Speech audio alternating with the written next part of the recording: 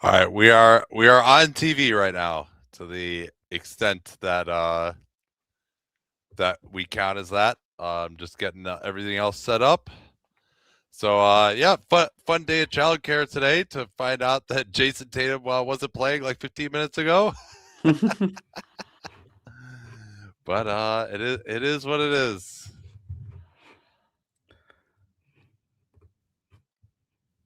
All right, just getting everything just about done here.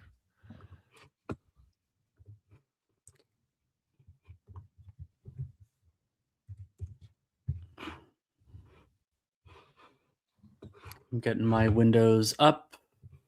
We will, of course, answer your questions during stoppages on YouTube and Assist. And my phone alarm is going off, which is always fun.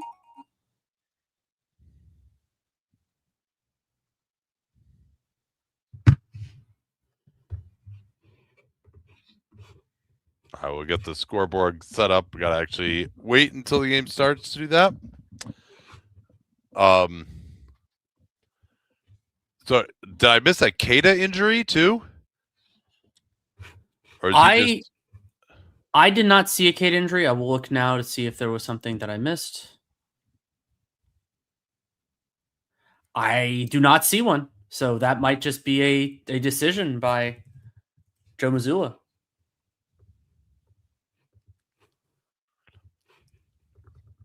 I mean, it may keep Keita out of foul trouble. I mean, I do think they're going to try to go to something that's going to involve a little more pressure in this game. And I mean, complete bummer that Tatum is out. I can't say that I remotely buy this left knee thing. It seemed pretty obvious it was a calf issue. And man, we got this is a series of Nate's guys. Ron Harper Jr. Barlow and Jabari Walker probably not going to play, but this is the Celtics wearing their green. All right, we got like a good color scheme here. I'm ready to go for this game 7, and Embiid wins the tip.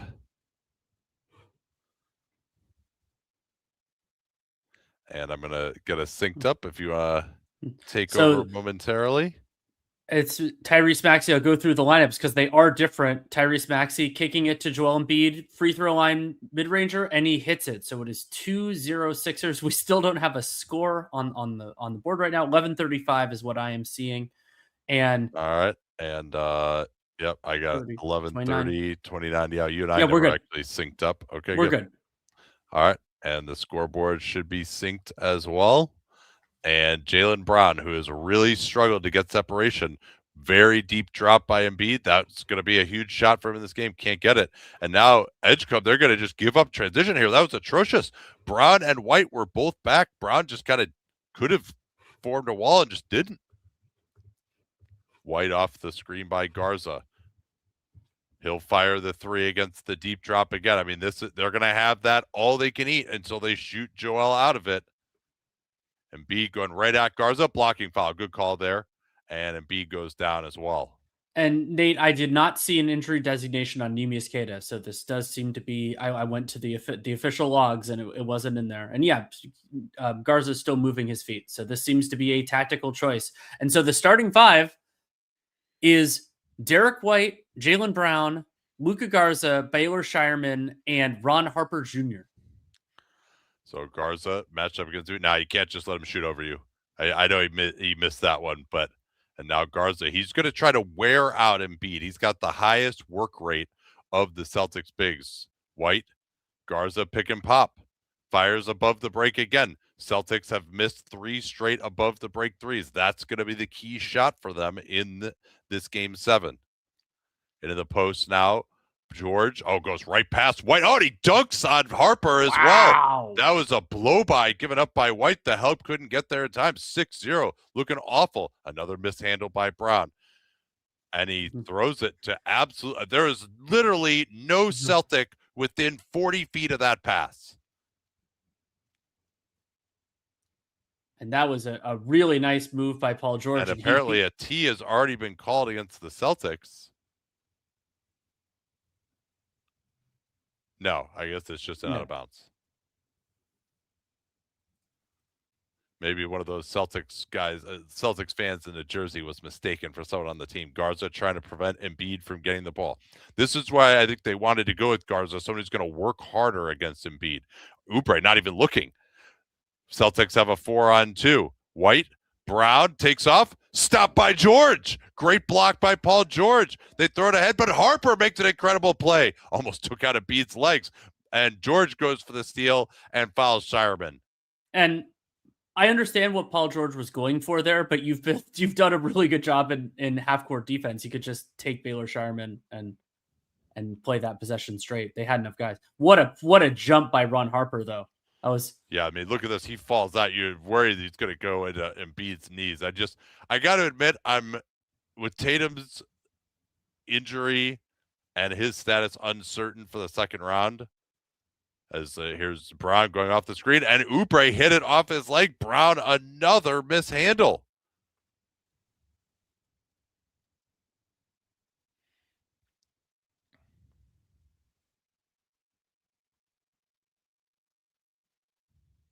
There we go. Sorry, I forgot to add the sync to the stage. Shireman trying to make George's catch difficult. So Maxey with his first attack. Edgecombe as they gap off him, and he makes that. This has gone absolutely disastrously for the Boston Celtics early. White trying to get past Edgecombe. Kicks it out. Shireman. Flare screen for Brown. Now Garza. So Sixers defending all this very well. White can't get open against George. Shireman will have to make it happen. He has to throw it to the corner. White, with George all over him, drains it with that incredibly quick release. And the Celtics were flailing all over trying to get something on that possession. Speaking of flailing, Garza went down. Good job by Shireman working the glass. Celtics, if they're going to win this game, they're going to have to outwork Philadelphia. Harper way short. Oubre has Embiid. Embiid tips it ahead to Maxey, and he finishes. This is 11-3 now. And no timeout yet. That last possession was basically, can they connect the ball enough to get it to Tyrese Maxey, who was about 10 feet ahead of everyone else? Brown fires the mid-ranger. He's been awful so far. Rebounded by Maxey. Garza slow getting back. Everyone's exhausted. Oubre wide open three in transition. Oh, that would have surely been a Missoula timeout had that gone down. Everyone's really tired. We haven't had any sort of a stoppage yet. White blows by Embiid. You can see Embiid's tired now. Everyone is tired. And White, as Edgecombe landed on him, is going to be okay, thankfully. Yeah, you got him with the Pinoy step there, that fake on the first step and then take another step. Embiid lost it, but then left-handed tap forward to Maxey. Nice job.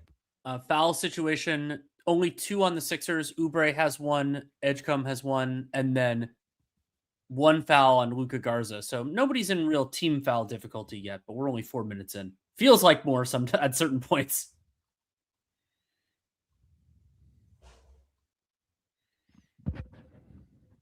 Oof, and a missed free throw from Derek White.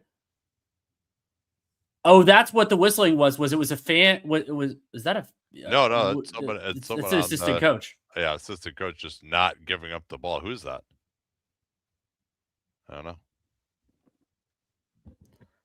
With these team polos, it's hard to even tell. The funeral garb for the Celtics, which might be appropriate in the wrong direction for what they're thinking. Certainly the way it's gone so far. And Philly's really been locked in defensively. If Boston's not going to make a bunch of threes from above the break, they are not winning this game.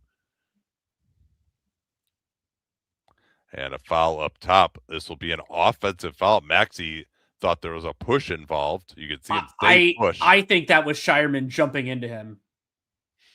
No, but that is an offensive foul. Yeah, as the rules.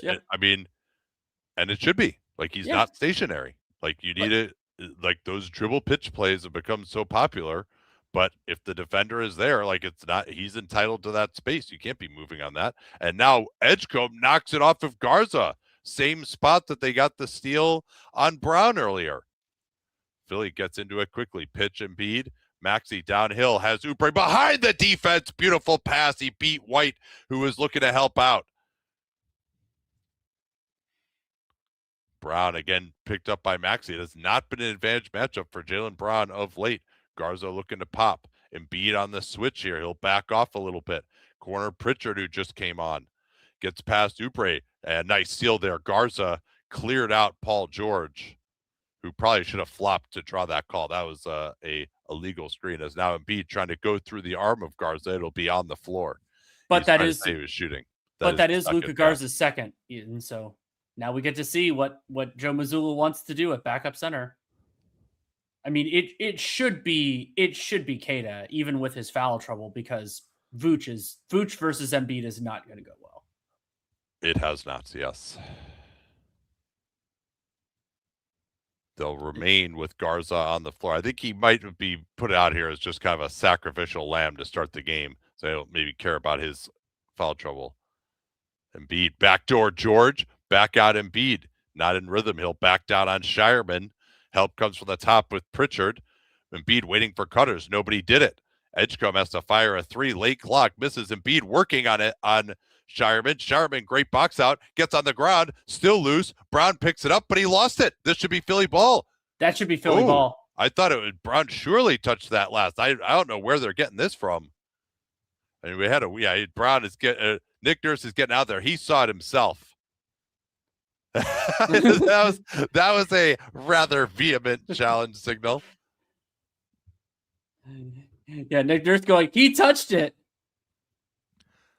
Yeah, so I mean, this is good work by Shireman and Embiid. Embiid continuing, and he takes it away from George on the ground, tries to get it to Brown. Yeah. Yeah, I mean, that is, and there's no proximate foul. I mean, we could see that from like the geostational satellite view that they were giving us there with the camera.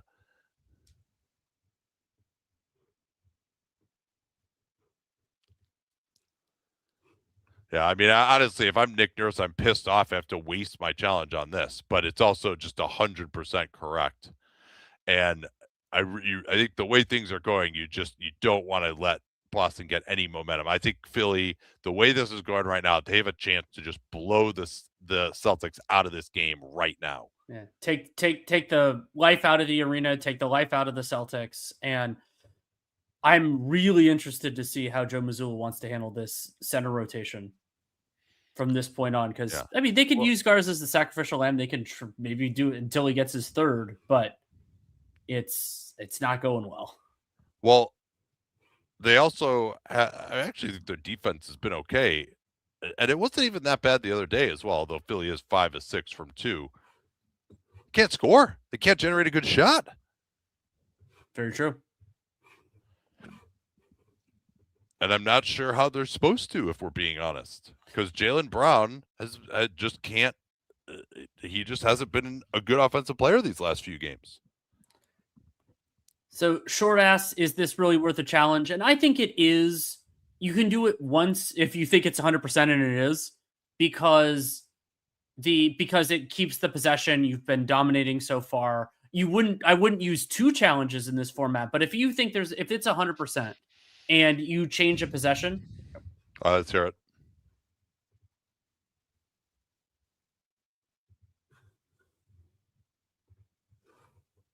Yeah, Philly ball, they said. Yeah. I guess you guys probably can't see that, which we on our league pass we can see all the action during the timeouts. Yeah, so this will be Philadelphia ball, 13-6 in favor of the Sixers. Garza has 2. Both teams have 2 team fouls. Garza's 2, and then it's Maxey, VJ, and Oubre that each have 1. It's just that one of the Maxey one is not a team foul. See if we have any more questions. Would this series loss be worse than the 8 seed than the 8 seed Miami in the Eastern Conference Finals in 2024? I would say no.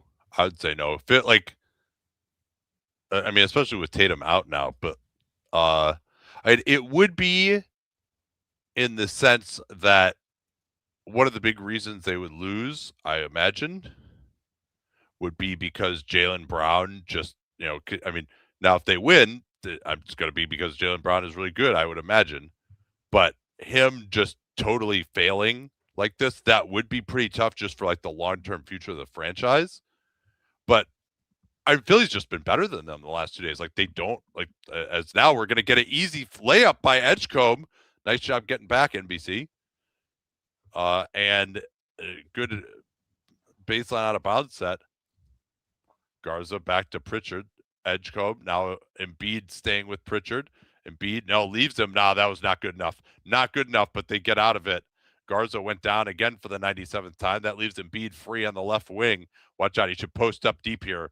I think Maxey actually should have got it to him earlier, but now this is a big advantage matchup for Joel. He's going to just back in underneath the second cutting dunk behind White. Clearly, that's something that they identified on film, that White was going to be the guy to help. So cut right behind him. He's a very good help guard, wants to be the low man.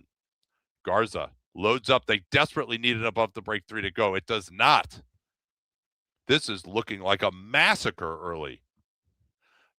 Oubre stopped underneath. He's out of bounds here. This will be Celtics ball. And they nearly gave up another basket right there.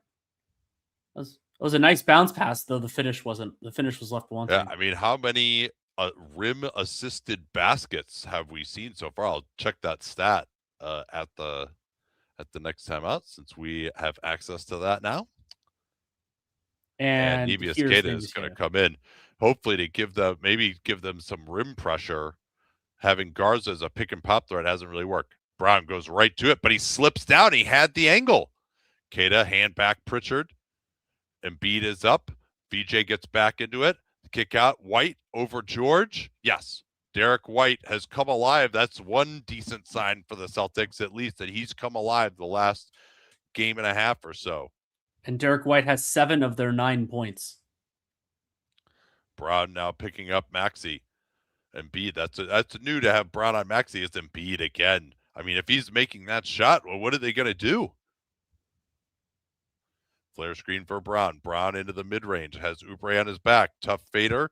That goes down. Nice quick hitting action there by the Celtics. They're looking a little bit faster now, the way that they did early in the season. Brown trying to go under. Maxey corner. Flare screen set by Edgecombe. 3 by Oubre is out. They're going to continue to try to not guard Oubre, although hopefully not give up dunks. Now Brown did not use the off arm, and they're going to give a call in favor of Maxey undercutting him. And that's Maxey's second as well. Yeah, Maxey had that one on the handoff earlier, and now this one. Let's see. Does he get him? He's got the hand down low. Does he make contact in the elbow? Yes. It wouldn't seem it. Does he? I think he does. I think it's the edge of his hand hits the elbow. It's soft contact, but they're not going to challenge.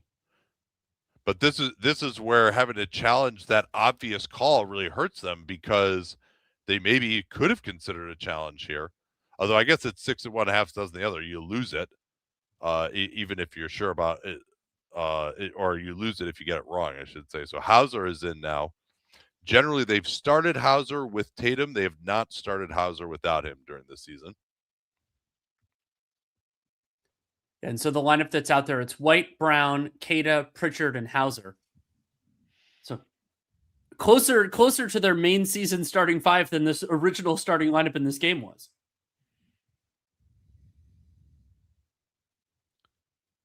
Yeah, there's Tatum sitting on the bench.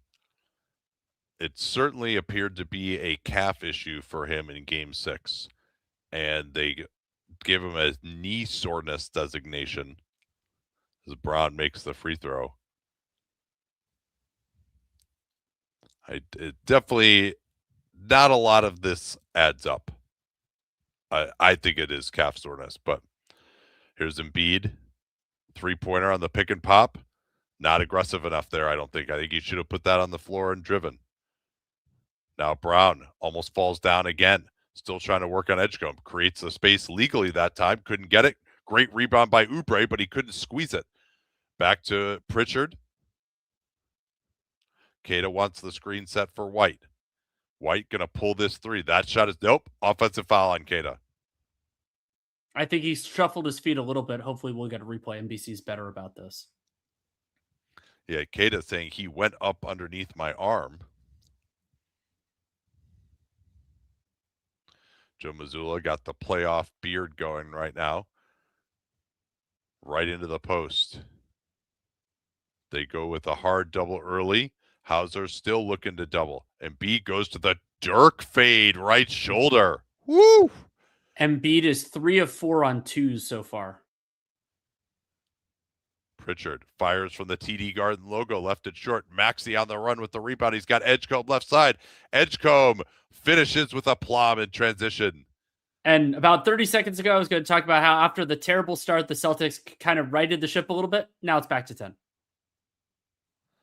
Keita changing the angle of the screen. They don't make contact on it, but Brown gets right through. That's not good enough there by Embiid. He's got to get back. He's not guarding Garza anymore.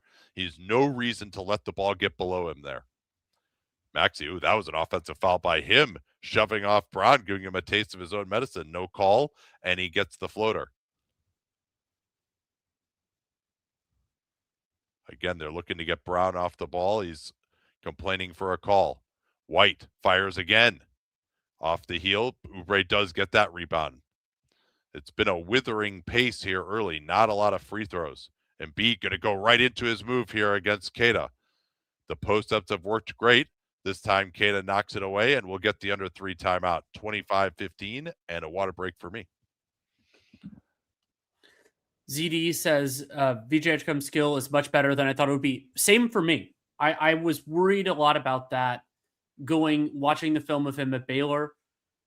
And maybe it's that he wasn't being asked to do that at Baylor. Maybe it's that he had really improved during his offseason. Both of those things are definitely possible. And it's his handle is better, his shot is better, his passing is better, all of those things. And that's great. You want to see a player display more. And so it's hard to know for sure which way that happened, but it's really impressive for him. And that's such a positive in term moving forward, because the better your skill level when you start, then you can build off that. And honestly, in certain ways, it'd be better for Edgecombe if it was something that he did during this offseason, because then you think about the rate of improvement and everything else. But it could be either. And there are many things that I've wished at different moments in time. One of them is to have access to private workouts. I'm like, we don't have time to. I don't know how much he did at the combine, whether those kinds of stuff. But it's usually you see more on the film of a guy's nascent ball skills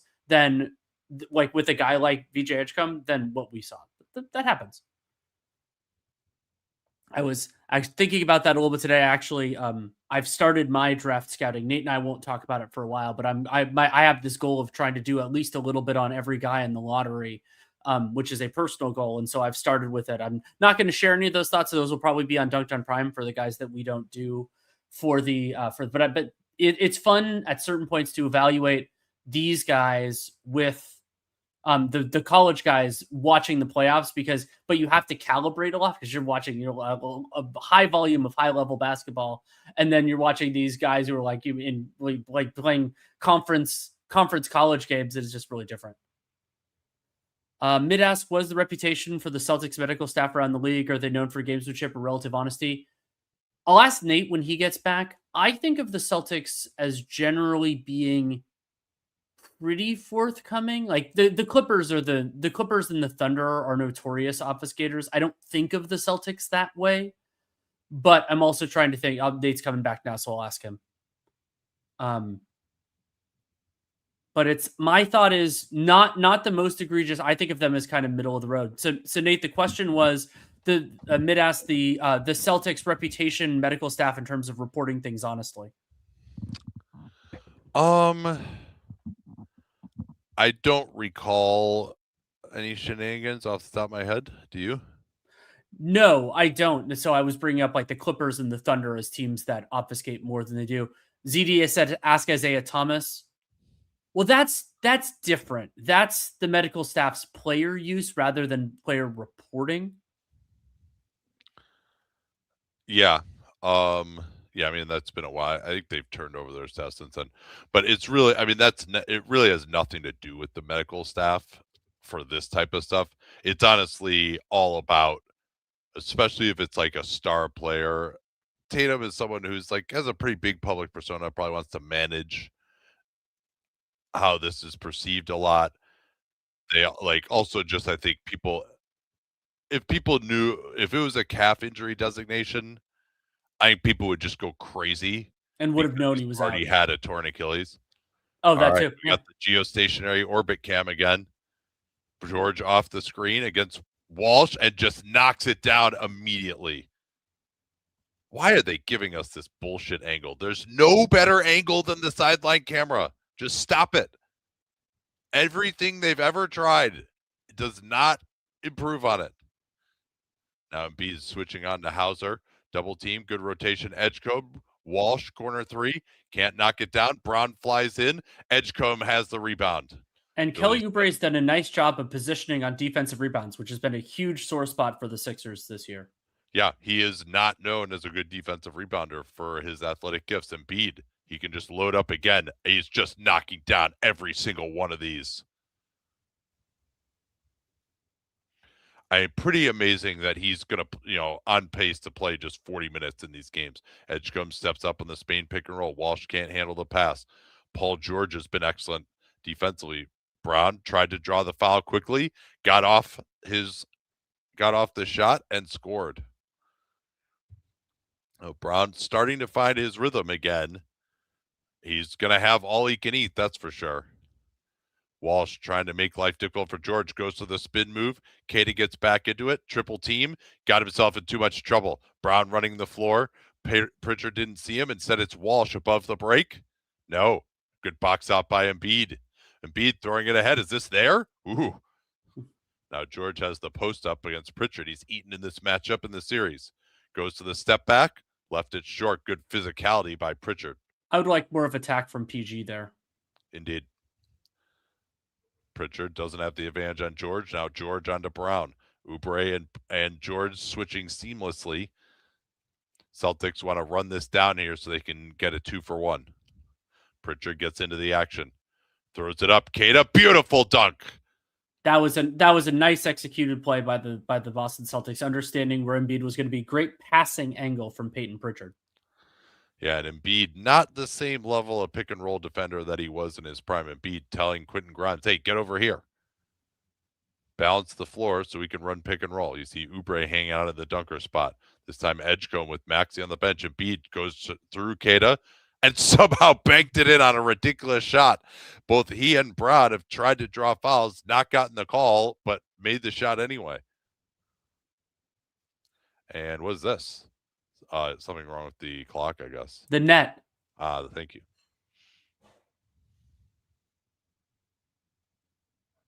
Yeah, watch this here. Embiid probably comes over. That's just not quite knowing Peyton Pritchard's game. He's not going to, stop on a dime for a jumper there, so he should have backed up a little bit more. But it's tough. They were trying to play it 2-on-2. They got a good screen. Here's Pritchard going backwards. Two Sixers just swallow him up. Great defense by Philly. And Philadelphia did something there that I've argued teams should do for a long time, which is better understanding of the time left in the quarter, which is just pressure the hell out of the guy when there's 2 seconds left because there isn't enough time to make the decision, make the pass, and have another guy get the shot off. I love that. Yeah, unless it's LeBron or James Harden, who somehow will always make the pass with exactly enough time for them to get the shot off at the end of the clock.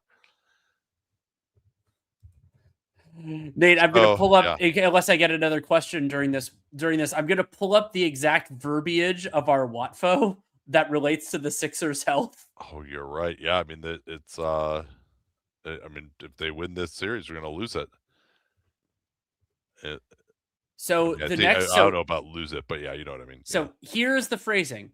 One or more of Paul George, Tyrese Maxey, or Joel Embiid miss a game or is severely limited in the next playoff series the Sixers lose. Okay. So and what did we have? So I said 78%. You said 70%. If the Sixers lose this game, I think that counts as a yes because of Joel Embiid's academic. Yeah, but Embiid missed part of the series. Yeah. But if they win this series, then it's a no. Yeah. Well, So. it's a preliminary. Then it's a play on, and we see where things go. No, it's not. It's not. The next. No, it's the next series they lose. They lose. Okay. Yeah. No, you're right. Yeah. So. Well, maybe we won't find out until next season. Seth Riv asks pregame predictions. I said Celtics if Tatum is 100%, Sixers if not, and he's not playing is a lot worse than not 100%. So I picked the Sixers functional. Oh yeah, me too. I mean the Sixers are 13-16 on twos,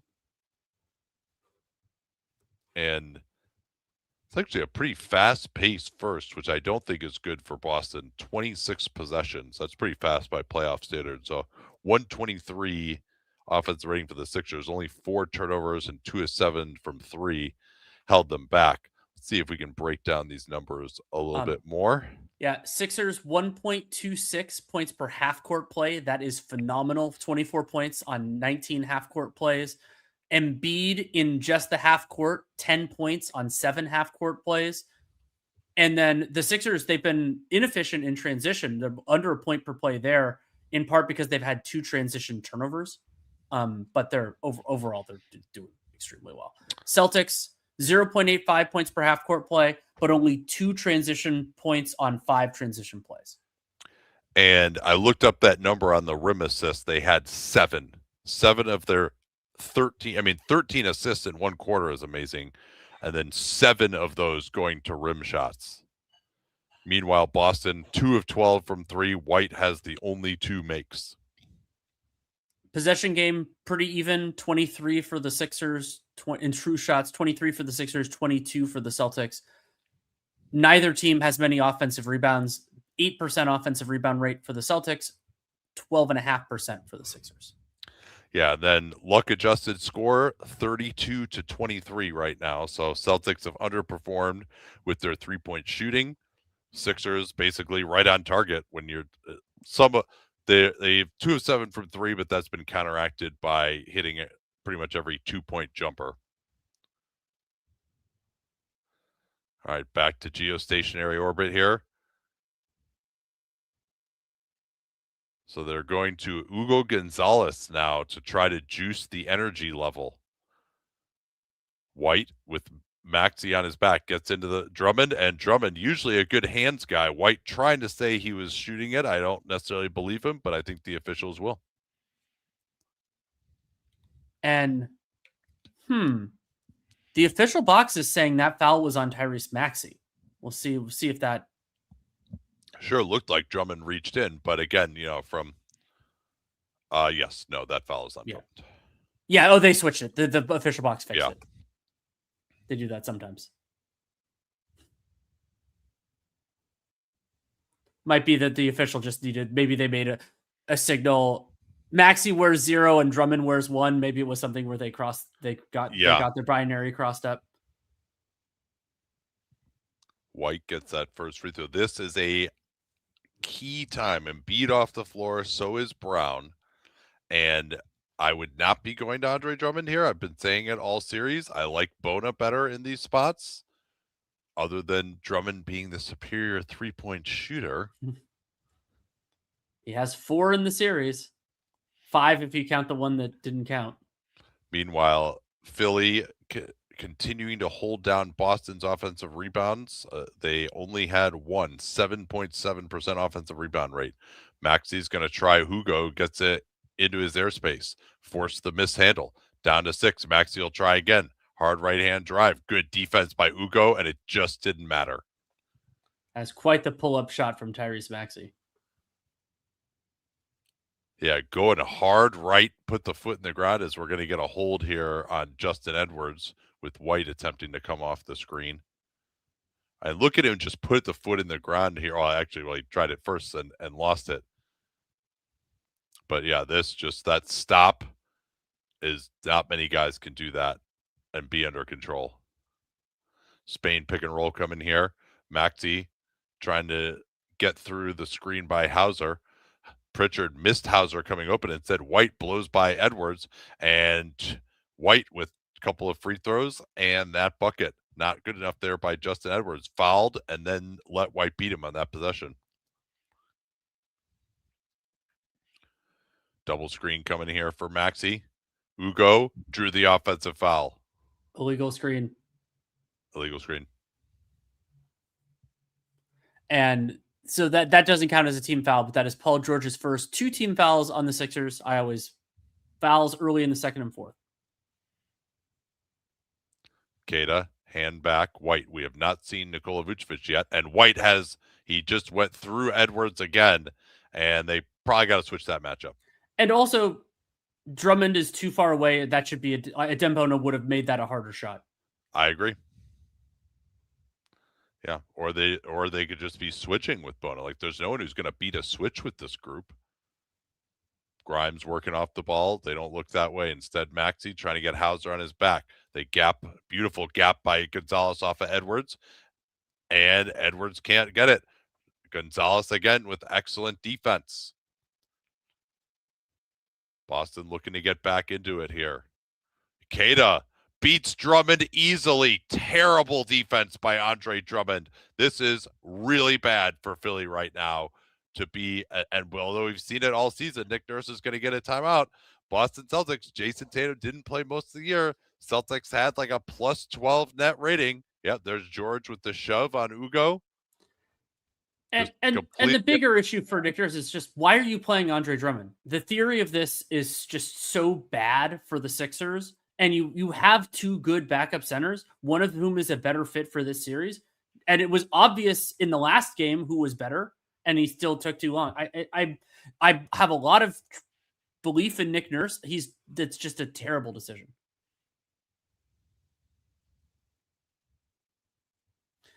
Baruto asks, how do you see Quentin Grimes' future this summer?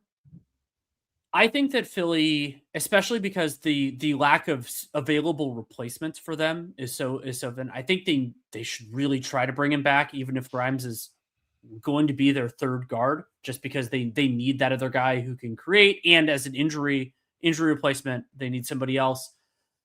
I hope that another team gives Grimes a competitive offer, and if he's values playing time, something else, but a lot of times players like that don't quite get it. I hope he gets more than the non-taxpayer mid-level. I think he really deserves it, but he didn't get an offer in restricted free agency last year. The Sixers were able to play that as aggressively as they did. So, I mean, there are so many teams that I think could benefit from Quentin Grimes just having that, and some teams as a starter, some teams as a reserve. I've thought at times this year that he was actually better than VJ. He's not better than VJ long-term because Edgecombe's going to get better. But I mean, I would give Grimes, if I had the capacity, I would give him $20 million a year. He's not maybe that for every team, the top guy, I'd give $20 million a year, but I would definitely do that as a lot of teams.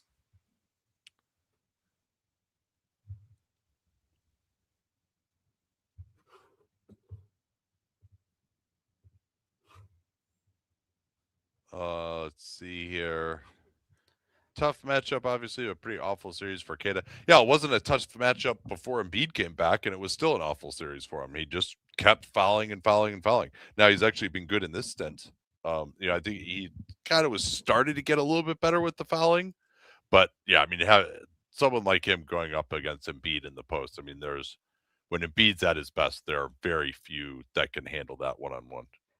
A research project that I'm not going to get into, but I think would be interesting is playoff success that season of guys who finished top 5 in most improved player, because we've seen a couple of guys this year that had real tough series. Avdia was there was some context for it, but we had a lot of guys that had like Jalen Johnson had a tough series. Nickeil Alexander-Walker had a tough series. I think Queta finished top 5. He's had a really tough series, and that happens. That's not to say that those players that the regular season was not real and that they're bad or anything like that, but it's a different sort of thing.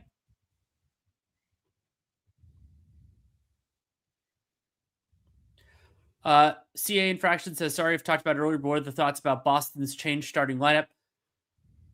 I understand the idea behind going to Garza instead of Queta, and Queta commits a ton of fouls. He wasn't great in the time that he was on the floor with Embiid in the first place. Shireman Harper, I think he wanted the defense, but they couldn't defend them anyway. I think I would have gone with something closer to their regular season, though, like the pre-Tatum return starting lineup. This probably would have been my preference.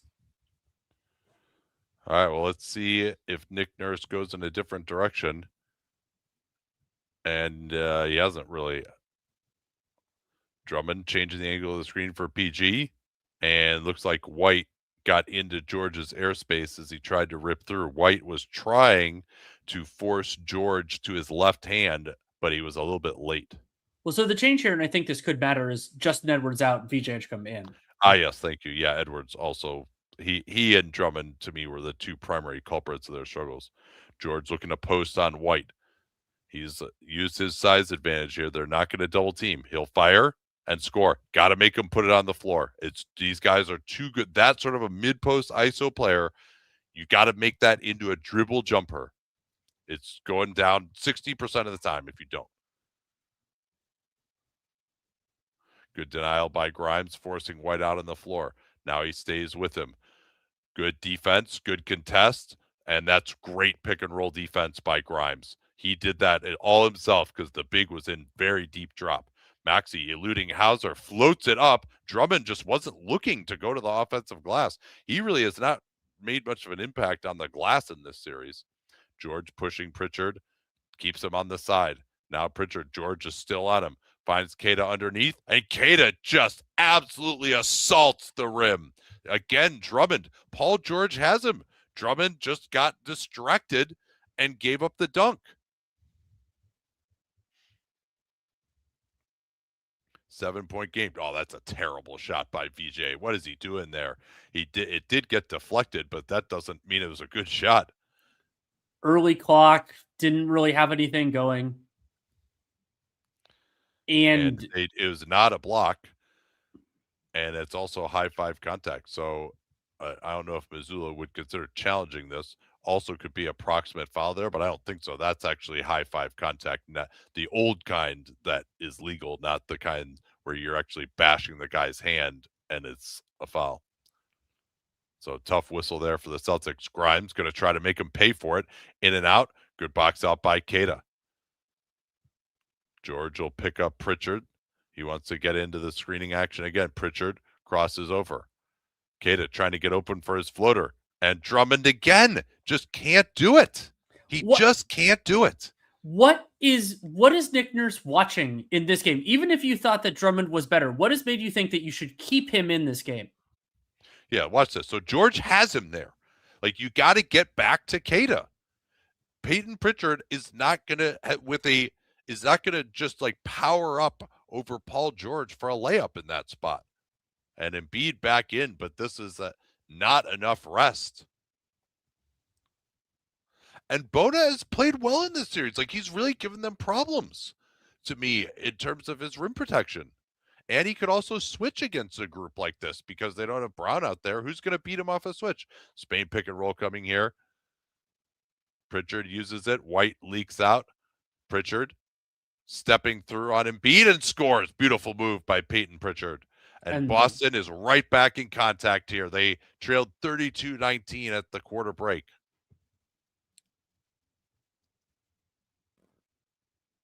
Boston struggling to get matched up. Now they're going with Ugo on Embiid, and Embiid's going right to work. Kicks out Oubre. This is a big three. In and out. Embiid was held. That'll be the second on Queta. Second team foul on the Celtics. Philly has 3. The face guarding block out is basically an auto foul if the ball comes your way. And yeah, I mean, this is as obvious as it gets here by Queta. What's he doing? That's a hug.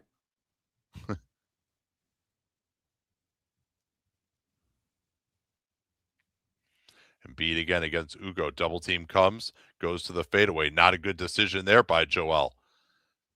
White on the push. Queta looking to set the screen weak side. Instead, White just pulls it in the face of Oubre, and it's a 2-point game. An absolutely disastrous stint for the Sixers with Jaylen Brown on the bench. We got ourselves a ball game here. And that's a clear offensive foul on Oubre. Yeah, that is the third illegal screen by the Philadelphia 76ers in this first half, all of which were correctly called.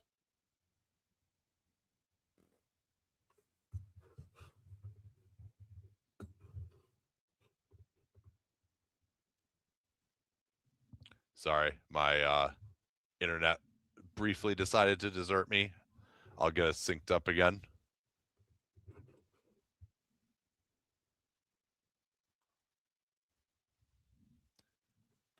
You can go ahead, Danny, if you want. Sure. Yeah. So that was just another separate foul on Kelly Oubre, his third. And okay, even if Oubre, you're flying past the guy, even if you got ball, you're going to be at risk of getting a call there, and you can't afford for your team to take another challenge. Pritchard 3 over Embiid, and Boston has the lead. Am I right with you here? Yes. 6:47. Yeah. Okay. Great. Yeah. All right. We're all synced up. Excellent. 4 points in the quarter for Philly. Embiid, Maxey backdoor. Ugo switches onto him. Another miss by Embiid. Grimes fired in and got the foul. Great work by him on the offensive glass. Third team foul on the Celtics. I think that's the first on Baylor Shireman. And this is just some pretty egregious coaching malpractice from Nick Nurse, because the biggest reason why they lost this lead is because he played the wrong guys. Yeah. And I understand giving Edwards a shot, but Drummond, I just don't get it.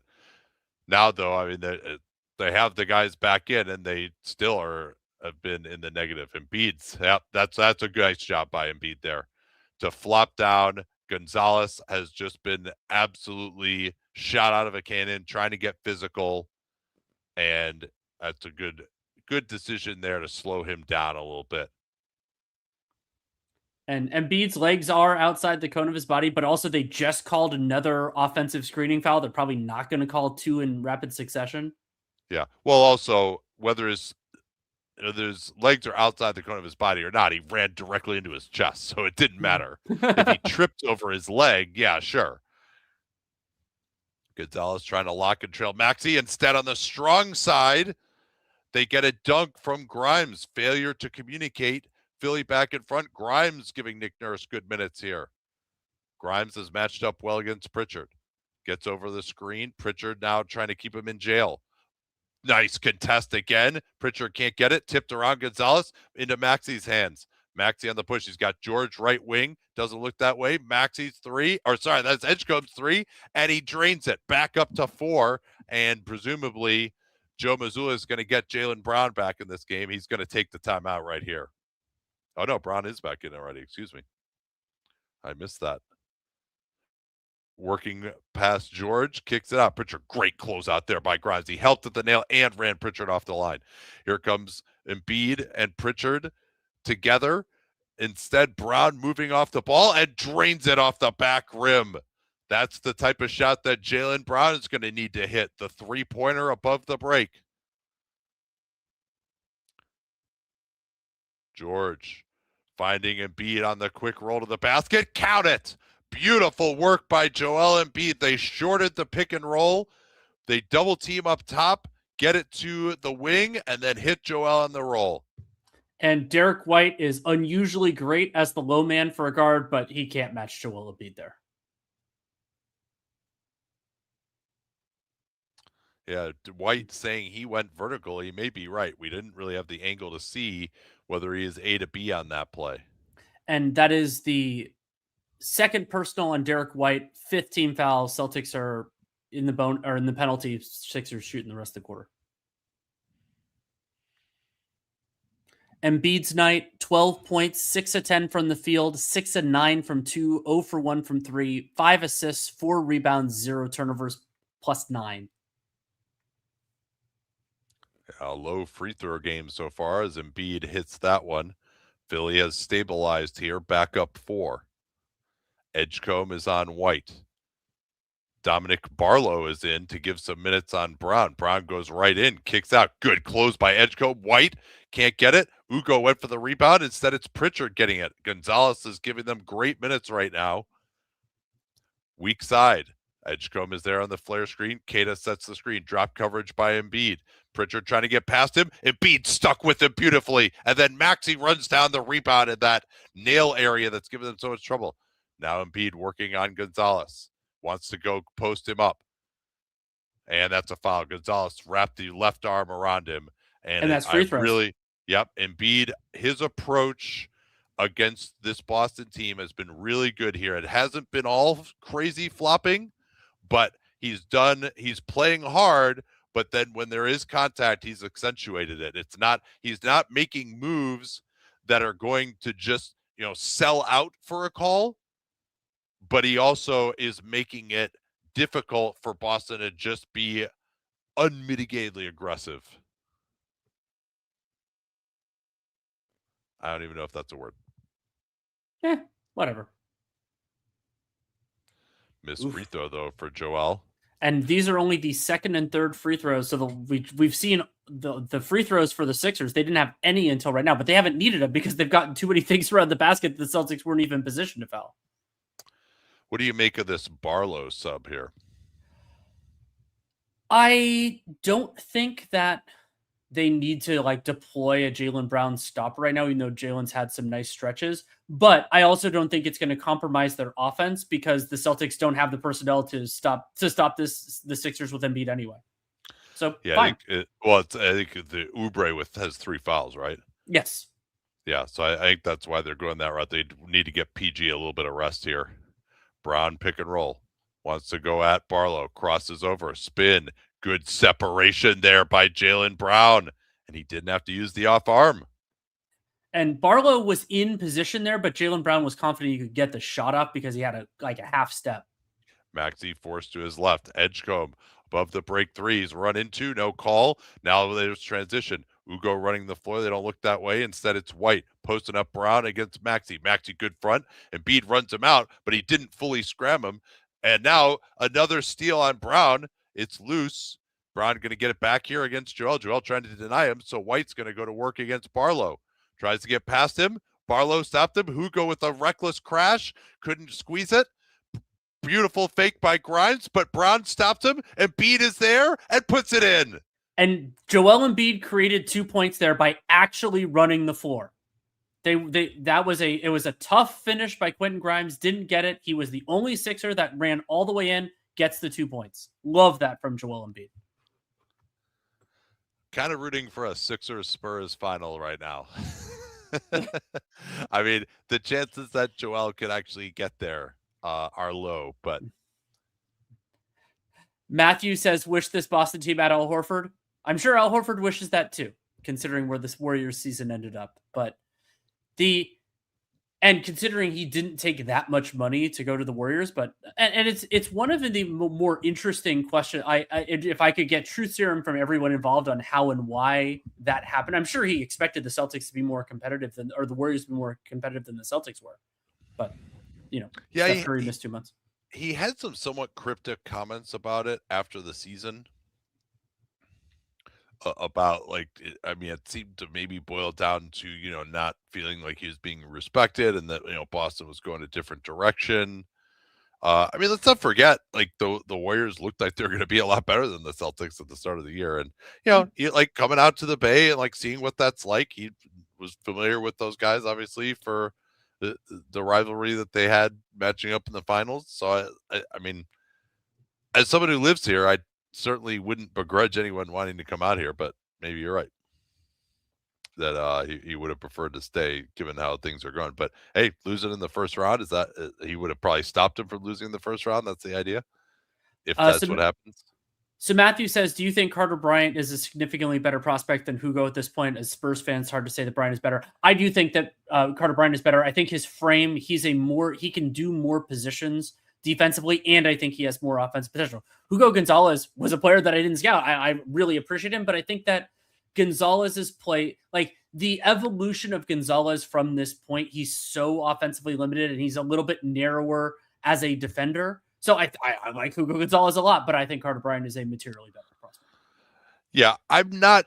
I think Carter Bryant, all he needs to do is improve his jumper, and he's a 15-year starter in the league. I mean, the rim protection that he has, I already think he's one of the better one-on-one defenders in the league.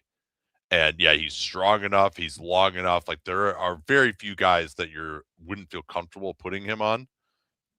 And Ugo just doesn't quite have the length. And I'm probably a little bit more of a believer in Carter's jumper than Ugo.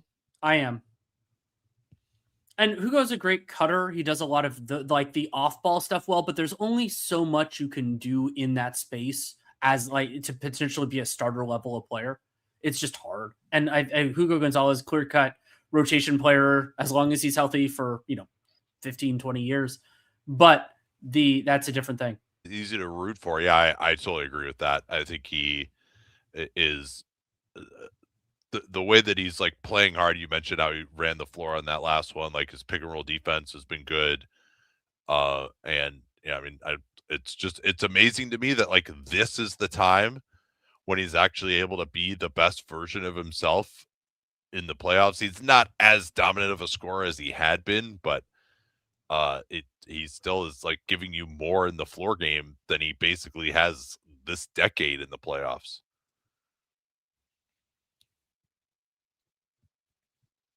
Yeah, and he's not grifting either, which is nice. No. Embiid is now on Ugo. They are going with a centerless group here. Pass was too low for Ugo. Embiid is on Shireman now. White pulls up. Maxey, great job tipping it away from Brown so a teammate could get it. Philly's defensive rebounding continues to be solid. They have to double team here with Joel guarded by Shireman. Instead, he just works in a position, can't get it. Stronger move is needed there for Embiid.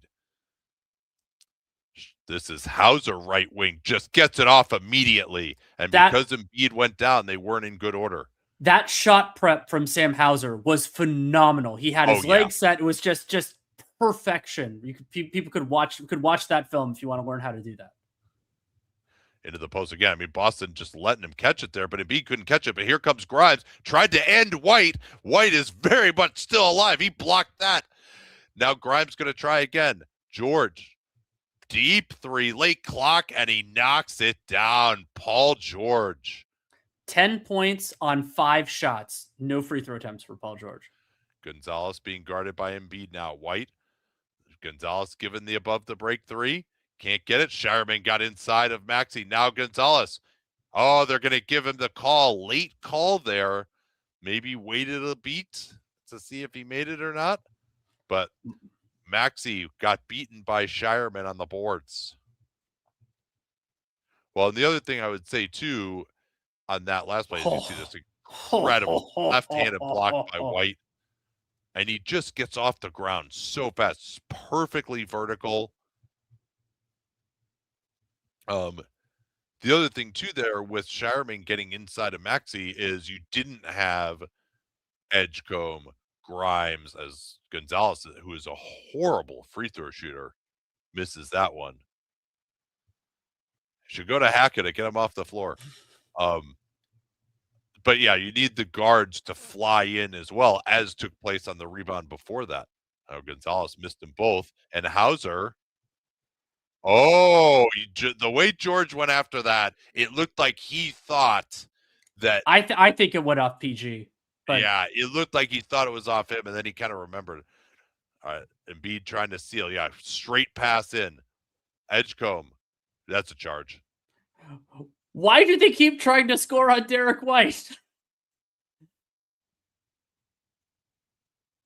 Yeah, Edgecombe, you can hear him or see him saying, hey, I should go to the corner, and that's correct. If he's just standing in the corner, he's got a wide open corner three there. Forced Derek White to make a decision. Yeah, it was sort of an alternate version of a Caspi cut there. Yeah, now most guys, VJ Edgecombe coming downhill on him, you feel pretty good about it. Good pressure by Edgecombe, knocks it away. Boston sticking with this small group with Embiid guarding Gonzalez. Brown looking to turn the corner. Tries to go at George. Missed it. Rebound Embiid, and that's a weak-ass call. That's Joel back in grift mode right there. That should have been a no call and Celtics ball. Yeah, let's see. He gets the rebound here. I mean, there's like a little bit of a push. If they call this on Shireman, I understand. As you can see, White got quite the floor burn there on his wrist.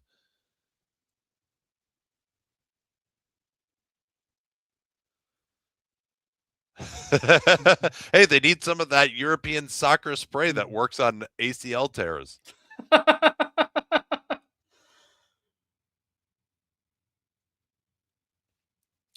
Yeah, Matthew says the Drummond minutes were awful, but Nurse needs to be careful about wearing Embiid down. They need the high energy version of him to win. I concur. Yeah. And that's why I think like Bona needs to be the guy in the second. But yeah, who did they call that foul? Did they call it on Shireman? They call it on They called it Gonzalez. on Hugo. That was his third. That was a ridiculous call. He like jumped in the air, like barely made contact with them with his leg. That was horrible. Like Shireman gave Embiid a little bit of a shove. Honestly, that's what he was reacting to. But missed that free throw. Back screen for White. Now Queta. Oh, he goes right past Embiid. Not good enough there. Queta has been brilliant with those little QB keeper plays. He's gotten 3 plays off of that in this game.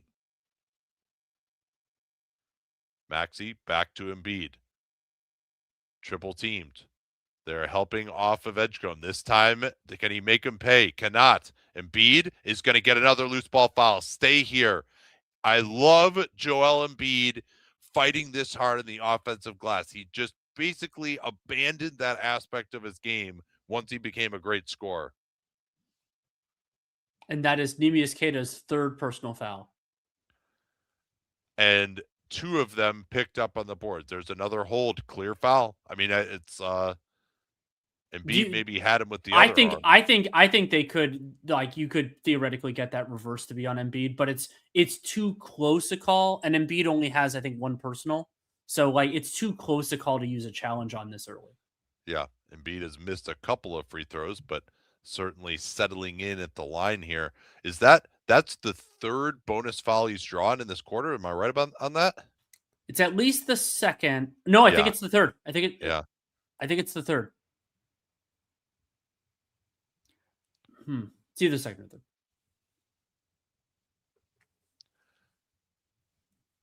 Second free throw by Joel. The other great thing for Joel is he just gets to rest when he goes to the foul, and he certainly takes his full allotment.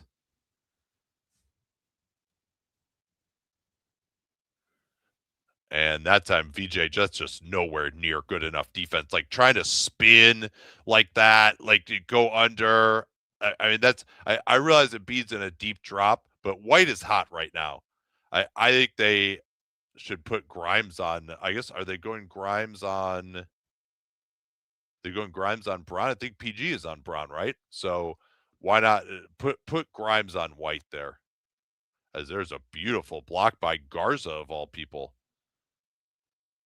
Yeah, and a nice track back for Jaylen Brown as well.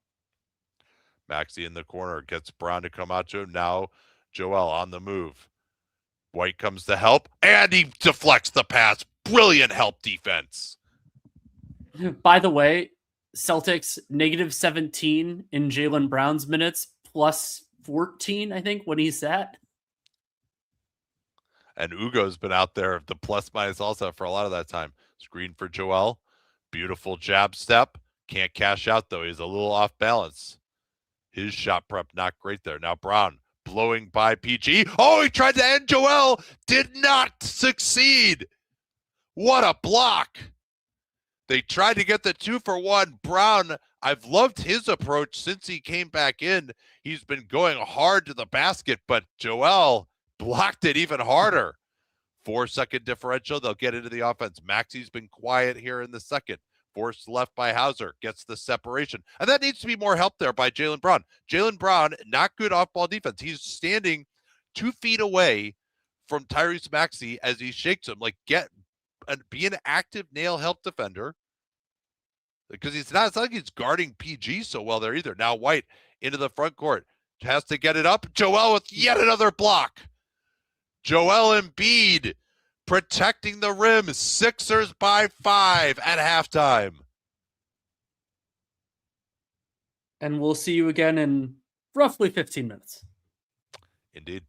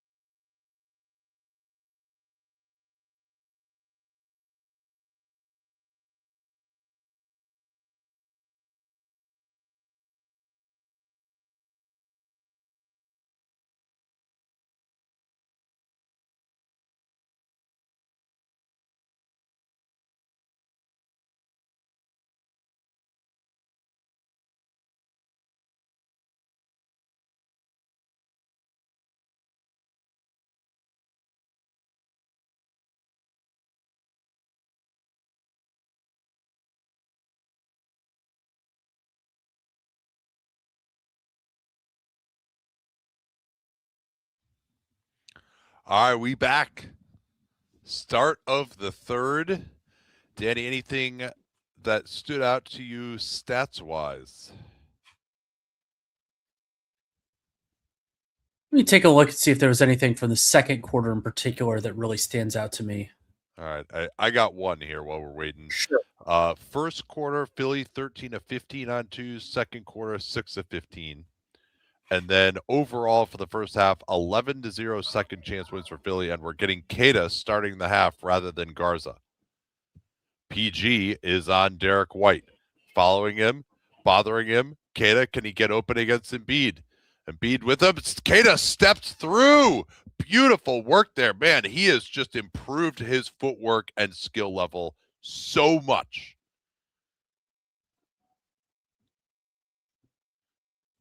And so, yeah, they are going now with switching on Embiid and then trying to have Queta on Oubre.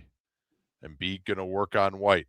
Back, kick out Edgecombe. That's a very difficult three. It's Pritchard also starting the half, but Edgecombe knocks it down over him. Huge shot there.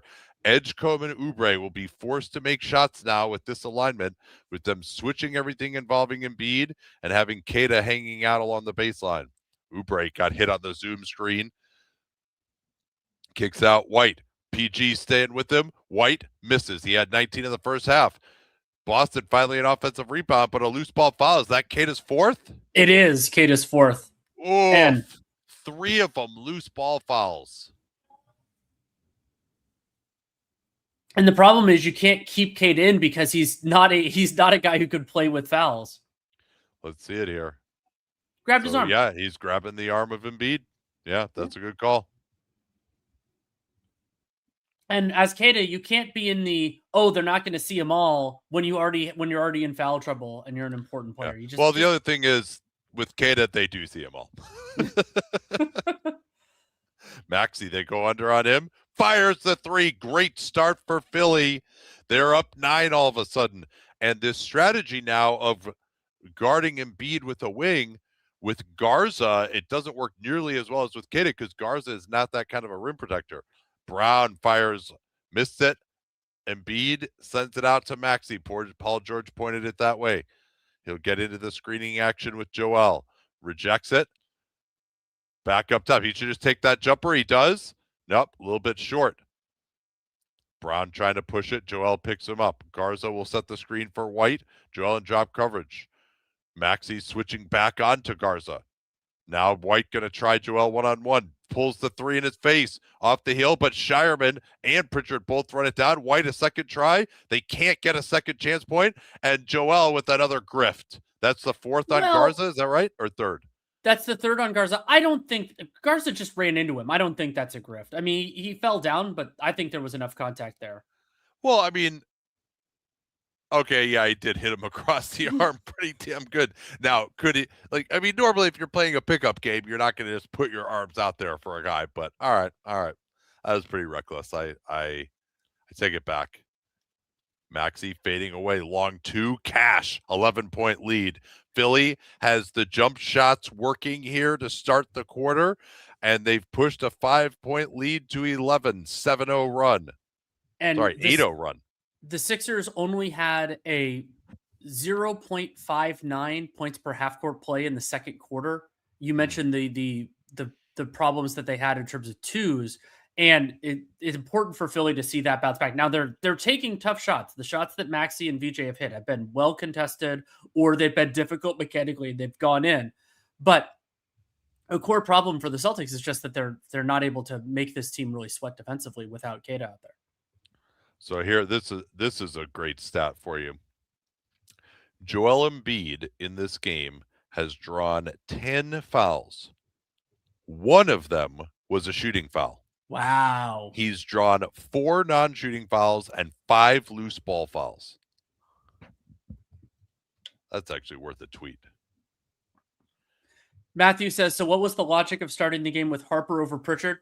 Couple of different things. So one element of that is you're trying to keep another important creator on the second unit. They wanted more wing defense because that was a real challenge for them. And Harper, I think they trust him more than Hugo as an offensive player. And so you're trying to kind of cobble the best you can of both worlds. Always Mind It said, who are the Knicks rooting for in this one? If it is a calf injury for Jason Tatum, then they're rooting for the Celtics, because if Tatum is going to miss an extended part of a theoretical next series, then the Boston Celtics are compromised, and the Knicks would be able to. And also the Celtics center rotation has not looked amazing. But again, Philly could get hurt at any time, but like Philly has more talent than Boston, or at least in terms of the stars. And I mean, the difference to me with Philly, this version of Philly compared to previous versions that have failed against the Celtics, is they actually have people on the wing who can defend now and hit shots. Mm-hmm. And another guy, I hope I'll remember this well enough for the pod, that's really been important for the Sixers in this game defensively is Quentin Grimes. I think Grimes' activity on the defensive end has really made a difference for the Celtics perimeter rotation.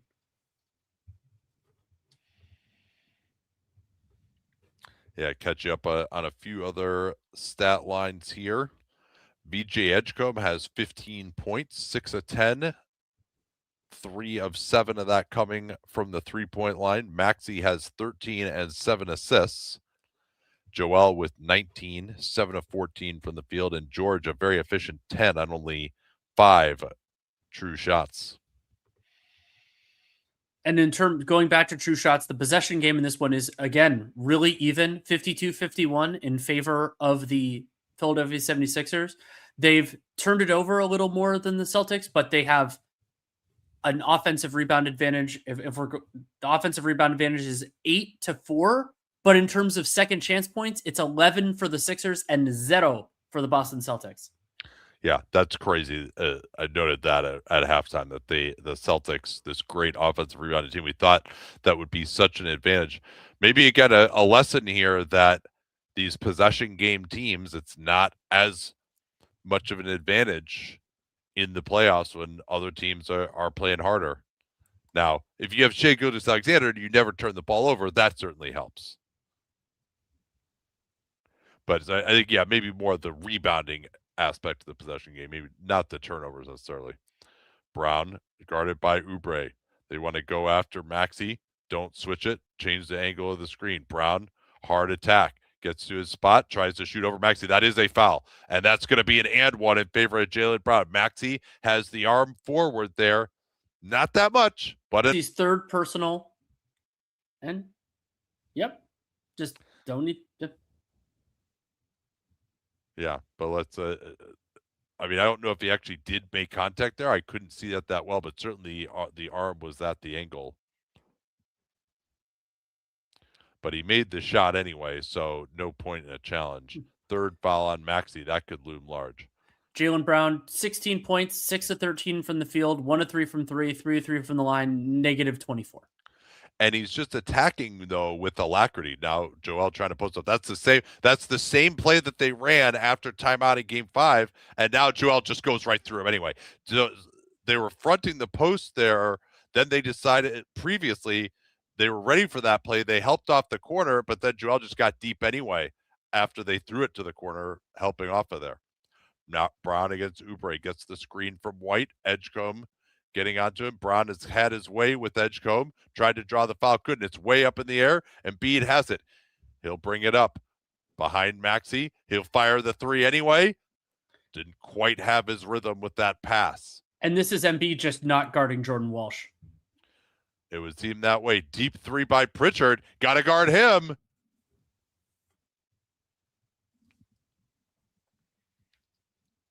I think it's going to take a lot for the Celtics to win this game, but that kind of shot goes a long way.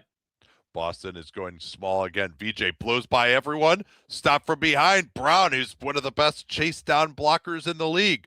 5-on-4 for the Celtics. Brown getting a beat in the air. And that was a great job by VJ getting back into the play. He really hustled. Now Pritchard is guarded by Embiid. This will be interesting. Embiid not really in a stance. Gets turned around. Help comes from Edgecombe. Now Shireman with the long floater. Embiid looking a little tired here. Gets it taken away. Three-pointer by White. Fires it finally. Missed it. Embiid can't beat Shireman to the ball. He's exhausted right now. I would actually take him out for just a second here. Now, there was a timeout already, so there isn't an under 7 coming. But Joel, he couldn't even jump for this rebound. And this maybe, yeah, I mean, he doesn't even jump for that. He had no idea anyone was there. Lucky that they recovered the ball. Joel going to screen for George. George fires the three. He's been quiet. Can't get that three-pointer. Brown on the push. Shireman, good job by Maxey finally identifying him. Shireman just guns it. Watch out, he's going to get this stolen. Ooh, lucky again. Joel, don't push the ball up when you're tired. It's never a great idea in the best of times. And the Celtics have a bunch of sharks in their rotation. And Walsh sees that. He just taps it slightly wrong. He should have actually hit that with his left hand and knocked it into the center of play. He was trying to grab it himself, but he could have forced the turnover the other way. So he is out. They are going with Ugo now instead of him into the post. Embiid right back out. Nope, the tap was behind Oubre. That should have been a dunk. Joel's looking real tired here right now. Back down on Brown. Double team comes. Is usually his decision making will be hurt. He made the right one there though, and Maxey cashes out. Big three there by Maxey. I think Maxey and George are going to need to take over for a little bit here. Joel being able to guard Hugo. Here's the three in the corner. Shireman, he has not had the touch. Defensive rebounding starting to hurt Philly here, though, with Joel tired.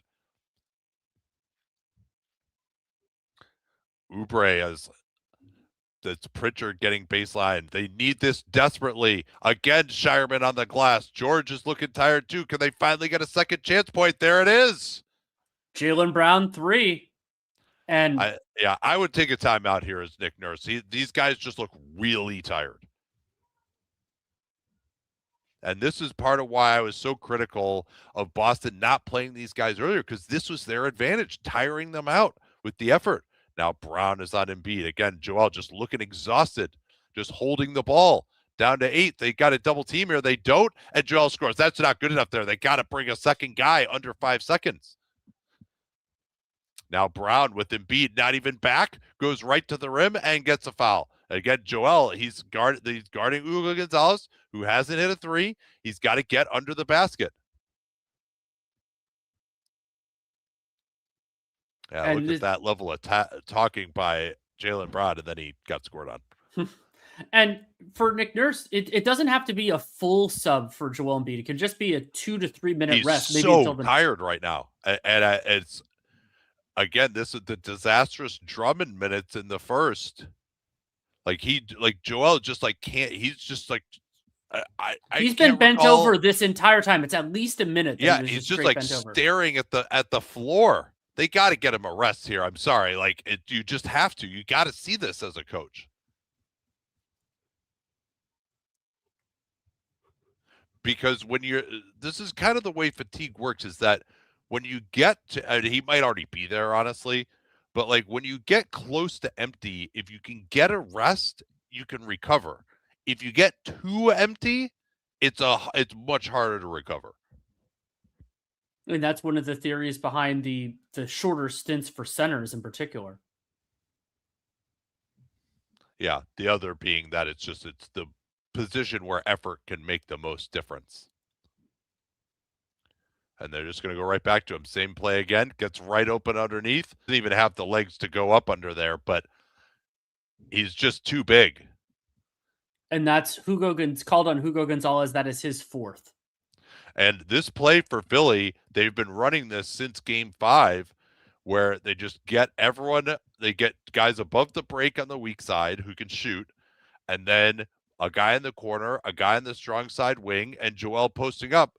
And he stands right at the block. If he's going to be physical, there's no one who can push him off of there. And if you front him, they lob it over, and it's a layup, or he's going to get super deep position. And so this is Grimes in for Oubre. Oubre did not. Oh, he did pick up his 4th. Okay, yeah. When was that? Let me look. Oh, it must have been on that Brown drive.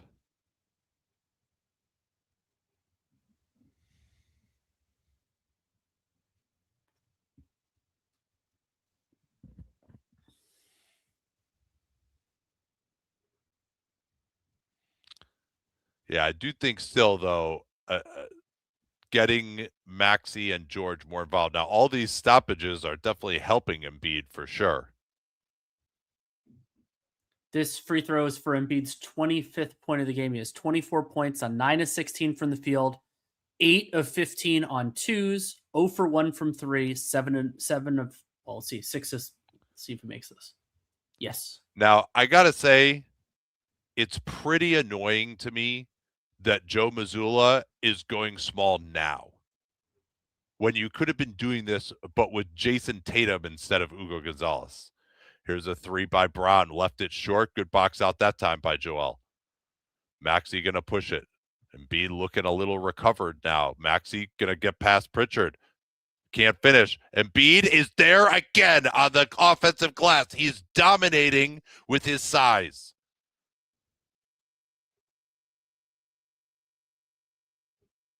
Weak side.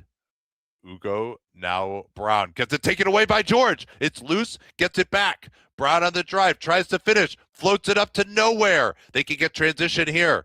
George, 5-on-4, Embiid, swing it. Grimes underneath Edgecombe. Stop from behind by White. Great block by White again. Edgecombe got hit in the face. Hopefully he's okay. Here's White. Corner Ugo. They desperately need this 3. No. Ugo Gonzalez 0 for 3 from 3, and VJ still holding his face. Yeah, Nurse is going to get a timeout. That was a big missed opportunity, though. White has been unbelievable in this game.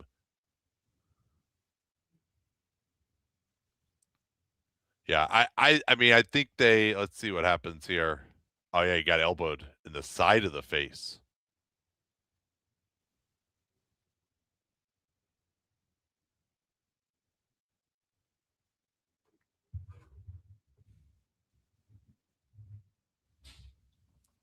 How is this possible? I got it synced up. Now it's 30 seconds behind again and hasn't gone to break or paused.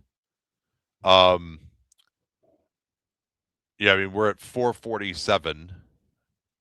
So I can't. I haven't watched that closely. So let me know if it's like the sync actually gets off from us. Yeah, and you and I are synced with each other though, so that seems like a pretty good indication. It's just the so the we would clock. have to both be. The clock. Okay. But yeah, let us know if that is off, and I will try to fix it because I'm sure it's possible for it to get messed up throughout the game. From Texans, which team's off seasons interest you the most? I mean, because the cap space stuff got so much less interesting with what happened at the deadline. The Wizards and Jazz getting themselves out of it. And Rockets, right? They've got to be. Sure. Rockets. I mean, the Nuggets, just in terms of how they respond to what happened. Let's see. Warriors are interesting. I mean, a lot. I'll have to run through it. What happened to Playback? As far as I know, they went out of business, or at least with anything public facing. Yeah, and it was unfortunate because it was an absolutely perfect thing for what we do, but it seems like it might have been less perfect for other things, but it was perfect for us. But we're happy with the system, and of course, Playback's working well. Let's appreciate that from y'all. Yeah, Bulls got a pretty interesting offseason, particularly considering they need an executive and a coach too. Well, and the other thing that will shift this a lot. I mean, I as I mentioned briefly when Nate was offline, I've started my draft work is the teams that end up with high picks, whether they are the worst records or not. That's going to be really, really interesting in this draft. Sure. I mean, yeah, who they're even going to take. Yes. I mean, I haven't started my work on that yet, but I imagine it's going to be a pretty interesting decision. Maybe it won't be an interesting decision as far as who I would pick, but it might be interesting for a lot of these teams. Well, and the general understanding I haven't, I haven't started my work on the top guys yet.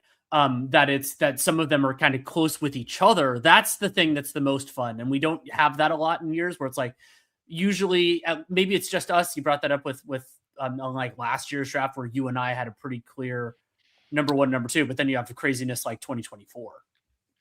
What is the shirt? The Denver Rockets, the precursor of the Denver Nuggets. They went away from Rockets because there was an NBA team named Rockets. But I think that was like the name of like the Rocket Trucking or something was the name of the company that or a related company for the owner. It's a sick logo, actually. You should look it up. Texans Forum says, do you think Jaden McDaniels would do to Fox what he did to Murray in terms of shutting down? Oh, we're back to live action. We are. There's George running pick and roll, and Embiid is out. Maxey drives, easy floater. And that time, the black hole spacing of Drummond on the offensive glass prevented Keita from rotating. What did Nick Nurse see in that first half? I mean, I don't know. But they just gave up a wide open three to Hauser, who spaced a couple of steps behind the line, prevented the closeout for Maxey. Pick and roll. Maxey, it's his turn to get going here. Drummond doesn't really roll in a way that made himself available. Now Edgecombe's going to try Hauser. Not really an advantage matchup to me. Edgecombe works on him. Pulls up. Drummond, rebound. Nope. Squirted away. Maybe another guy in the action there for Philly could have gotten that rebound, but they only sent one to the glass. George has not learned. He didn't grow up in this wings crashing era. VJ did well to dissuade Pritchard. Now White finding Pritchard on the flare screen. VJ stays with him again. VJ stayed with him again. Didn't get a real contest. VJ's exhausted now after that. Pritchard's a hard guy to guard in that respect when he's on the ball. George, Grimes, if he had rolled to the basket, would have had a layup. George working on Hauser. Tough step back by Paul George. Paul George's shot diet in this game has just been tough jumpers. That's all he has done, but he's made them well enough to be efficient. Yeah. It's been museless, but he's eating a ton of it. Spain pick and roll well disguised. Shireman, the young wings have not been able to hit these threes. And they need them to, almost like they haven't been playing. Now Maxey, beautiful pull up there. That's unstoppable. You get going full speed, force Shireman to move his feet, and then put the foot in the ground. Sit down, Joel. Sit down. Yeah, get some rest. Pritchard, they desperately need this three. That's not there. Looking like the first quarter right now for Boston. Beautiful spin move. Grimes kicks out Drummond. They actually had to rotate to him. Beautiful pass fake by Edgecombe, and it's an 18-point lead. Timeout, Joe Mazzulla. That time, the Jaylen Brown off-the-floor minutes were a disaster. And the reason I was clapping is there are a few things I love more than a successful pass fake, and VJ Edgecombe just did a perfect one where you just get the guy thinking about the next rotation and you get a wide open three doing very little as Kyle Lowry corpses on the bench. And that was a very good decision by Quentin Grimes to not test Keita there. Though he could have gotten Keita's fifth foul. It's still a but I mean, Drummond, the way that he's made those shots, actually, like, they closed him down. That was what got Edgecombe open. Yeah. Hopefully we don't have to see Jalen Duren try to close down Andre Drummond later on.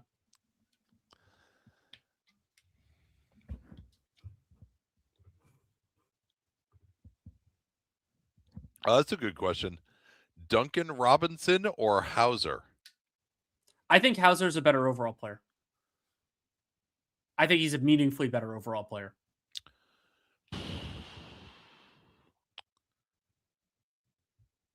I don't know. Like, Hauser is like right on the borderline of a shooter that you could run plays for. Like, Robinson has a more versatile jumper. Hauser's way better on defense. Like, it's not even close. Like, Hauser, I actually trust to guard a lot of dudes on a switch and not just be a total tire fire and foul incessantly. So he's definitely way better.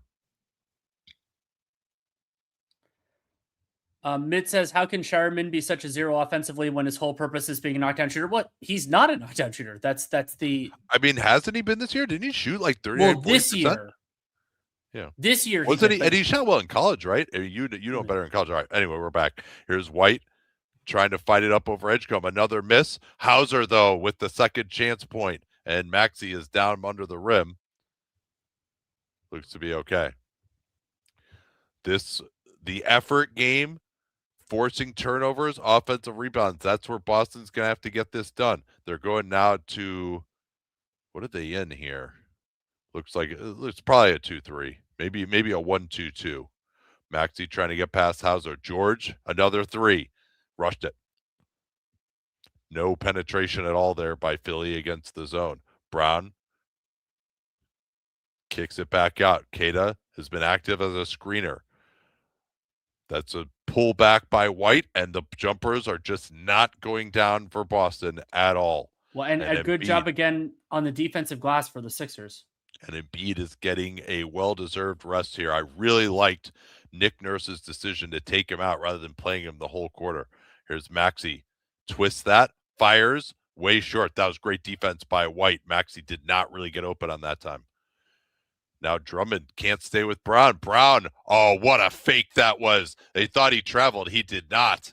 And that is all Drummond there, not getting under the basket. You can't let Jaylen Brown go past you in that situation. He had a huge lead. I'm assuming this is a shot clock issue. Yeah, so a little bit. That's maybe a 3 for 2 there by Boston.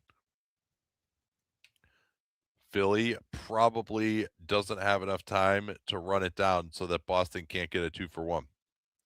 But Boston will surely push it up quickly here if Philly shoots fast. Here they are again in this probably more of a 3-2 zone. Brown looking to pass George off across the formation. Grimes, corner, Edgecombe, 3.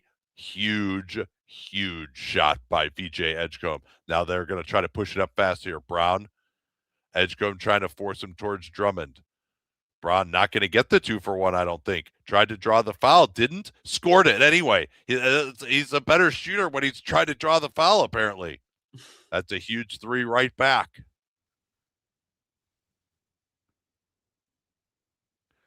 Grimes running it down, a 5-second differential. I think they should just go here, especially given Drummond now going to look to set the screen. Brown follows him, now switches on to Maxey. They just change places in the zone out of that. Grimes! Woo! I didn't see much of a foul here. I'm guessing Hauser. Oh, yeah, he got him. Okay. Yeah, he got him barely on the arm. I mean, if you go that aggressively, you get the benefit of the doubt, though. Yeah, and Hauser also used his left hand on Grimes' back, so there's not enough to even consider challenging it. Oh, and on the Baylor Sharman shooting front, yeah, my memory had been wrong. So he couldn't shoot. He couldn't make shots in limited minutes last year, but he did shoot relatively well in college. He was only really a high volume 3-point shooter his 5th year, his super senior year, where he's high volume and high efficiency. But he was pretty good some of the other years too when he was at his last year. What is going on over there? They're just trying to. Oh, maybe he got a calf cramp. They're just like trying to stretch out his calf. Well, but they're also doing something, and maybe they're stretching out his abdominal. Oh, maybe that's it. Yeah, his right ab. So is he back in the locker room right now? No, he's right there. As White drives and scores at the end of the clock. That is a huge shot. Remember that one to cut it to 13. But yeah, it certainly would mean something different if Joel Embiid were on the sideline. It was that right oblique. We were doing the game that kept him out. I think that's just precautionary, and he just had surgery. I think it might just be stretching him out. Yeah, I didn't see what they were doing until the end. That when he's getting the arm above the head. Well, it's surgery, but he also had that oblique issue. 88-75 in favor of the 76ers. They righted the ship. I'll get some stats for this third quarter and also answer some of your questions. Third quarter, 33-25 in favor of the Sixers. 1.55 points per half court play for Philly in the third quarter. 31 points on 20 half court plays. Tyrese Maxey, 12 half court points in the quarter. VJ, 9. Embiid, 6. Paul George, 3. Those were the only guys who took shots in the half court. They're the only guys that Philly wants to take shots, which is indicative of some problems for Boston. Boston, to their measure, 15 points on 20 half court plays. And transition, Philly actually had 0 points in transition in the third quarter, but they were efficient enough in the half court that it didn't matter.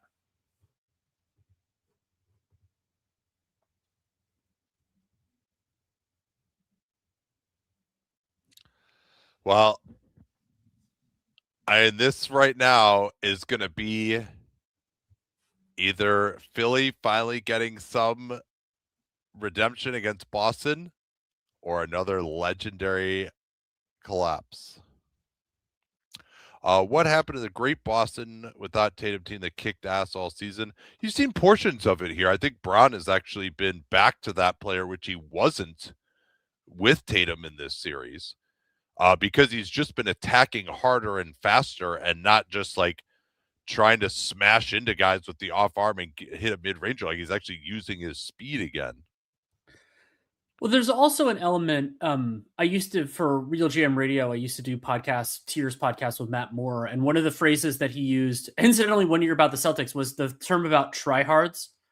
And basically, it's these teams that are effort-based, and that, that can often erode in the playoffs. The Pistons are another try-hard team that is having some real struggles. They're facing a team that is a tough matchup for them.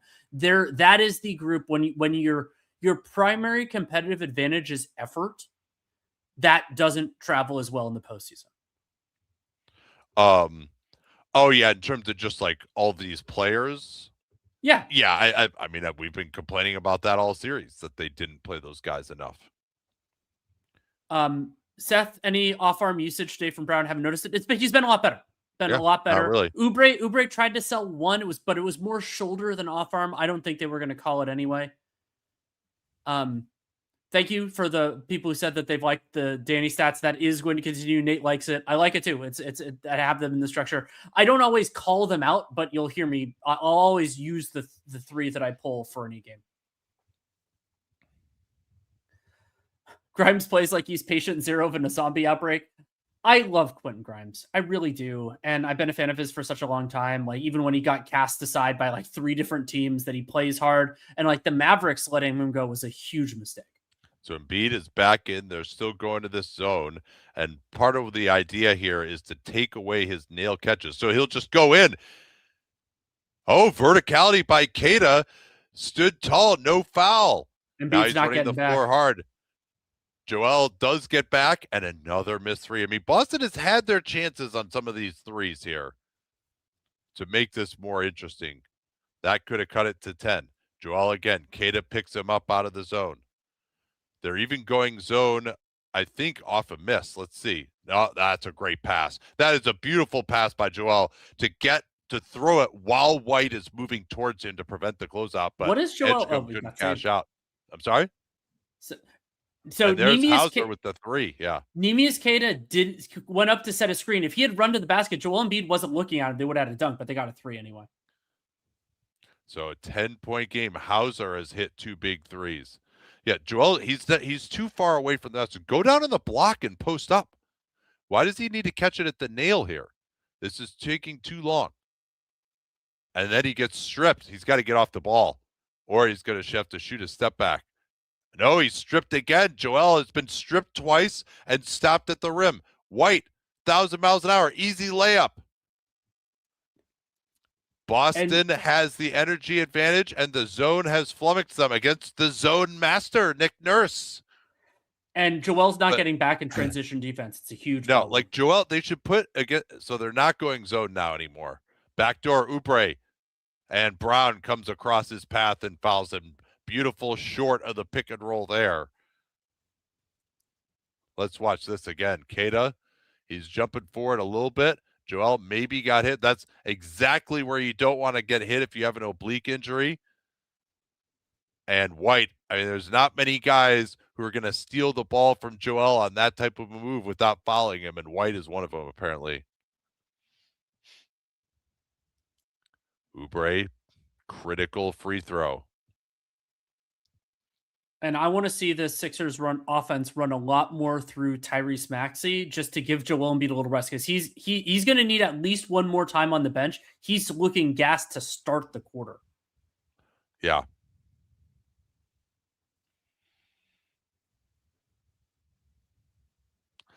Back to 10. Couple of key free throws for Kelly Oubre. Here's Braun against Oubre. They want to get Hauser the 3 against Maxey. Not even close. Inside rebound by Keita. Again, Embiid looking exhausted now. He's not having an effect on the defensive glass. We wondered when the bell would toll for Embiid fatigue-wise. Now they're back in that 3-2 zone, but then they don't even guard Edgecombe, and he can't take advantage. They're backing off on Embiid. The 3-2, the guy who's at the free throw line is the guy who's backing off onto Embiid, and that's why Edgecombe was so open, as Maxey is going to pick up his fourth. Yeah.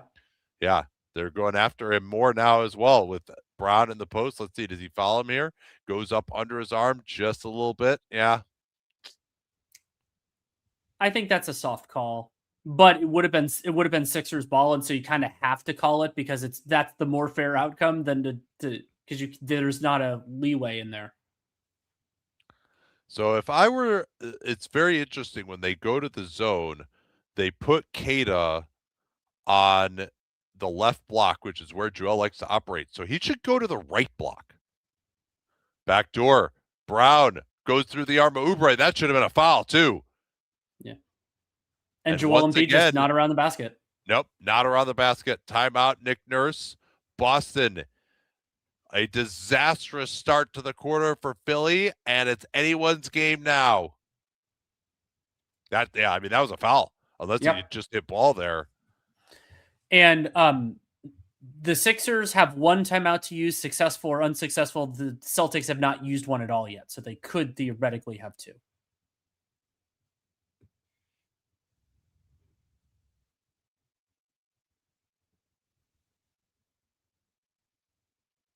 They got to get Paul George back in. Yeah, I think you're right. They brought him back in right before that stoppage.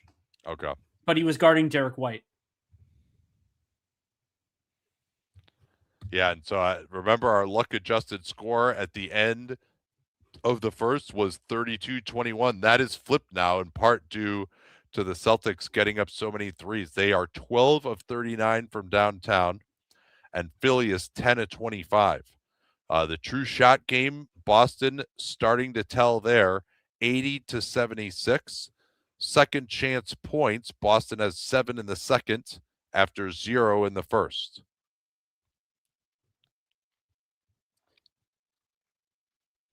Nathan asked, who's winning this? I still think Philadelphia is going to win it, but they are in real danger. They have a 6-point lead, but the way their offense has looked during the last, let's call it 7 minutes of game action, has been concerning. The Celtics are activating defensively, and they've made more shots in this run, but they've missed a ton of shots overall in the game.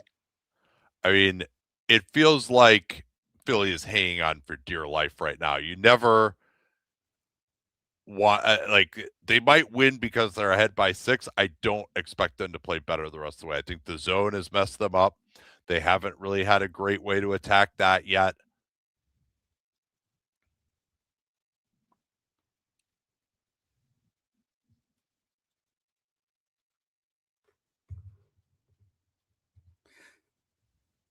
Matthew says, I wonder how much of this is fatigue and how much Embiid is hurting. Looks like he can't move. I think this is more fatigue. You had that free throw where he just had his head down the entire time. I think it's more fatigue.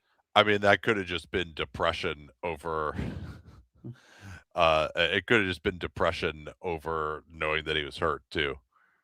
Potentially. Do you get Bona in here to match some of the hustle of Celtics and rest Embiid? It's not going to happen at this point. He's going to play the rest of the way. I would try to get him like a minute or two. I would try to do that at some point.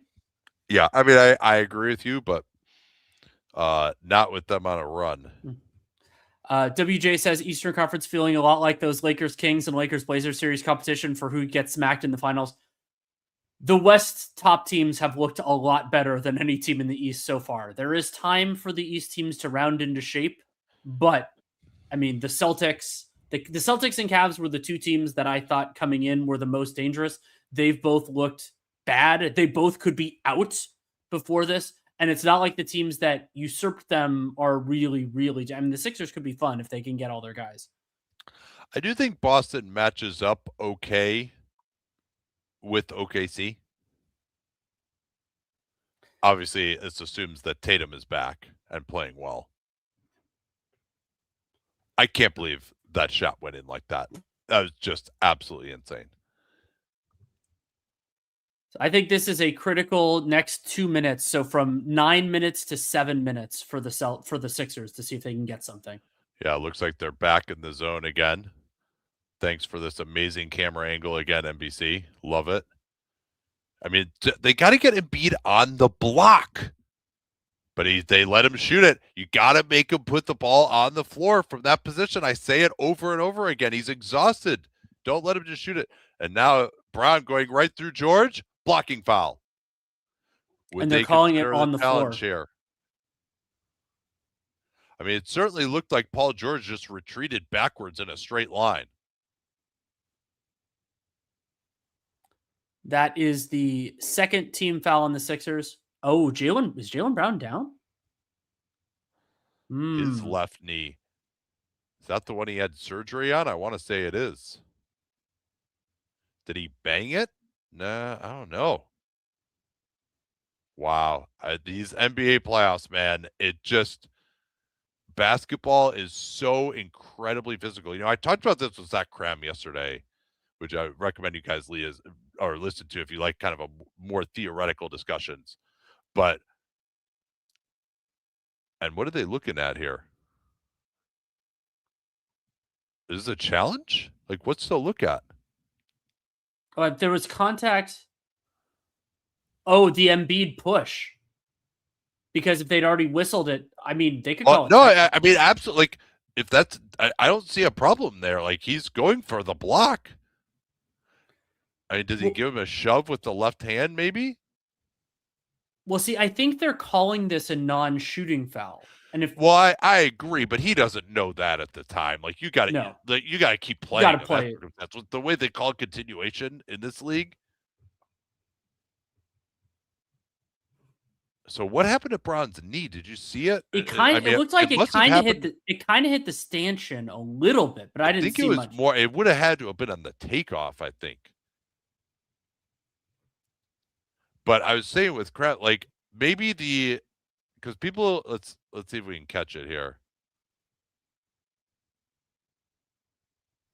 So, I guess it was on his landing on his left knee after he kind of got shoved a little bit. I really don't think there should be anything. Let's see.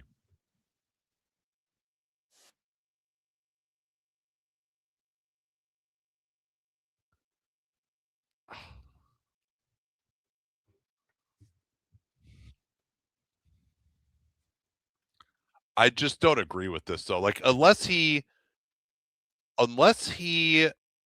like it's deemed that he shoved him and that's what it was, like there's nothing wrong with him continuing to play.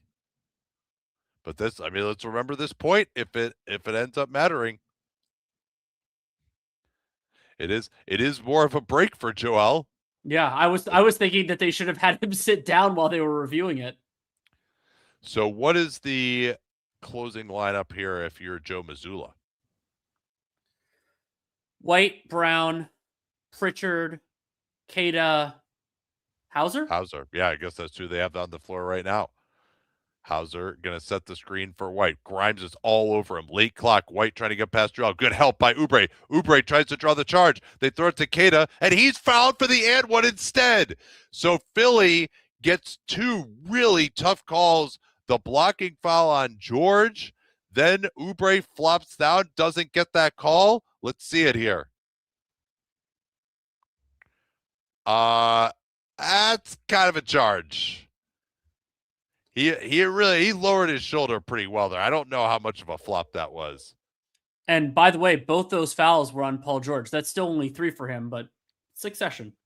4-point possession for Boston. And they're back in the 3-2 zone again. Brown has to be told what they're in. Now they're getting him down on the block, and Embiid gets that push on Brown. I think this is smart by Joel here because the calls have kind of picked up. And so, yeah, I mean, he gets his hand right under his armpit. Second personal, second team. Again, they try to run that same play that they've been, but Boston is really flooding the zone. This is that same play. Put him on the left block, flood the strong side so there's no weak side help. Into the corner. Do they enter the ball? Brown backing off. He could take that corner three, too. At least they push Embiid out. Tough step back as the shot clock expires. They ran enough time down. Now can Embiid play some defense? Brown on the attack. Embiid is there. Brown swallowed up by George. Grimes swallows up White. They'll rescreen here. Plenty of time still. Brown fouled again by Paul George, and that's the third time in the game that Jaylen Brown has made a ridiculous jumper trying to draw the foul. And that time they actually called it. The first two were makes without the foul. Let's see this. And great job by Boston there, continuing to move the ball into additional actions after the first two were shut down. And Nate, this is a one-score game.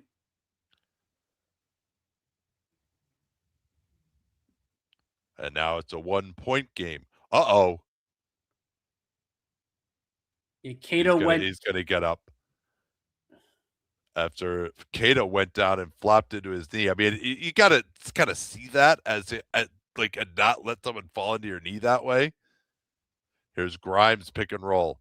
Joel on the pick and pop. Can he make this three? Huge shot by Embiid to push it back. He waves the crowd into their seats. But he's got to play some defense now, too. White on the drive. Engages Embiid. Now Embiid gets back to his man. White tried to sneak it in over Maxey after Embiid left, and there's another foul. That'll be the third of the quarter on the Celtics. Third team foul. Another rest for Embiid. Looks like Embiid is okay there. But every time with him, he's always, anytime he gets hit, he's always going to check it. He's still moving okay, though. It's just, man, being a Sixers fan has got to just be so difficult rooting for permanent this guy. stress. He can get hurt at every play. Same play, they keep running. Beautiful lob, Embiid. No, it's blocked. Brown. I thought that was a foul. Finish with the left. Brown coming off at two screens, Embiid in a drop. Finds Queta. Queta stopped by Embiid, lost it, got it back. Still 6 to shoot. Queta going to a fadeaway jumper. Had time there. Rebound by Edgecombe over Pritchard. Big stop there for the Sixers. Maxey has got to be more involved here offensively now. The Sixers are squeezing the air out of the ball a little early. Embiid looking to change sides here. George guarded by Hauser. Back to Joel. Three-pointer in rhythm. They never penetrated the three-point line on that possession. And Kelly Oubre didn't go for the rebound. Yeah, I think I would go back to Grimes rather than Oubre here. And travel. Oh, a travel on Jaylen Brown. He must have dragged that left foot. Third turnover for Jaylen Brown. Only the fifth for the Celtics. Sixers have 8. And Nate, the Sixers have 0 steals in the game. Yeah, they are not a big turnover forcing team when Joel is out there. Joel at the elbow. They want to post up George here against Hauser. Good deep position. Turns left shoulder. Not even close. That was a pretty good look. Brown getting past Edgecombe. Slow step. Hauser moves it. White. Edgecombe on the close. White eludes him. 3 is down. 1-point game again. And great job by the Celtics getting the Sixers in rotation there, and they never really got back into touch, got an open 3. Another classic Game 7 between the Sixers and the Celtics loading. It feels like 1981 in here right now. Everyone is exhausted. I would take a timeout here as Nurse with that having an extra one. Maxey tries Hauser, gets past him. Help comes from Queta. Maxey, nobody even thinking about an offensive rebound for Philly, but a foul as Maxey split 3 players. And they called that on Neemias Queta. That is his 5th personal. That could be big. As the Sixers, you're trying hard to get him his 6th. He's made a big difference for them. Let's see if this is a foul here. Yeah, Yeah, got him with the clearly left on the arm. arm. That would have been a really difficult finish if he doesn't foul him.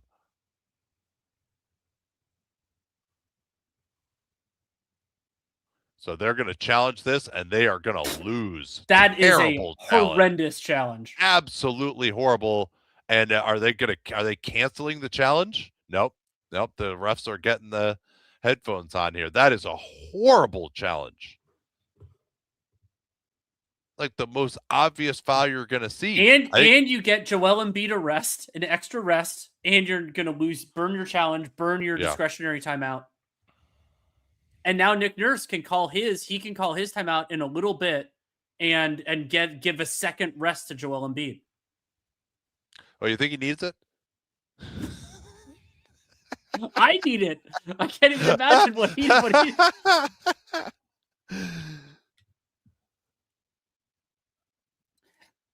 It's already been ruled unsuccessful. Wow. That is one of the worst. I was ripping Kenny Atkinson for a bad challenge in game 6. This was way worse because they'll probably, I hope they use the framing of the review has been confirmed. Oh, could they be challenging to get the foul switched to Hauser? Well, it already got over. They already lost. So I mean, Keita clearly fouled him. So I think someone on the bench racing through it must have been like, oh, he didn't get him with his body and neglected to follow the play through and see that his arm just drilled him with the arm. And I think it's a little different to do a change of foul, like change of assignment, when the guy who got called for the foul clearly fouled him versus it's the wrong guy who touched him. Like we saw one of those. And also happen. it's Keita's 5th, but like that to me is not getting the foul assigned to somebody else at this point in the game is not worth using your challenge on, even if you were correct. Yeah, and so even if we thought Nick Nurse's was a little bit low upside, at least his was 100% successful rather than 0%. Yeah. Well, and they haven't found another thing to challenge since then, so like they did get an advantage out of that.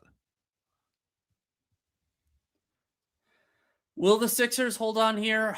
I'm really torn. I mean, history says no. Joel looks so gassed. He looks so gassed. Well, and the biggest reason that I feel that way is I think since since Joe Mazzulla went to this zone, that their offense has not looked very good. Yeah. And to me, the closing lineup for the Sixers, you swap out Grimes for Oubre, and you have Paul George defend Jalen. That's the way you do this, because that also helps against the zone, because Grimes is a much better offensive player. Grimes on White. Yes.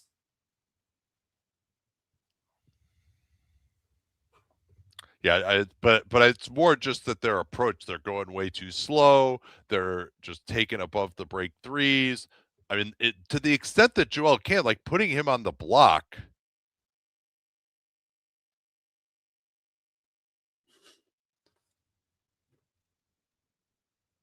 That is a stat that I would definitely keep if I were a team, of the success rate of the specific person who ordered the challenge. Yeah, so he already had signaled challenge, and Tyler Ford, the greatest literalist among NBA referees, is like, no, you challenged. Well, no, I don't think you should get to undo a challenge. You have a long window to decide. Like, if you say to challenge, then it's done. I mean, sometimes you don't have a long window to decide, but that's the breaks. So a big free throw by Maxey. It's still Oubre. And I do think they are this is a defensive possession here. I do think they are bailing out Boston a little bit by giving them a hiding place for their center with Oubre. But Oubre is, I think, maybe a little bit better than Grimes defensively. So the Maxey is on Hauser. They want to try to get Brown going at Maxey, who's defended him well in this series. Brown has been better.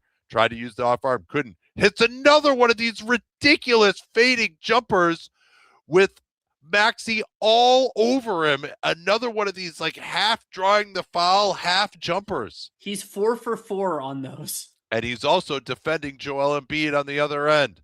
Jaylen Brown has had a massive bounce back, but now he's called for another foul, and Joel is going to get free throws here, I believe. Yes, that is the fifth team foul. It is, okay. Yeah, that's right. Yeah, the Maxey foul is the fourth one. Yeah. And so Queta has 5. Hugo Gonzalez has 4. I don't think that's going to matter. Then for the Sixers, Maxey, George, Oubre all have 4. The trash talk between Joel and Jaylen Brown has been extensive.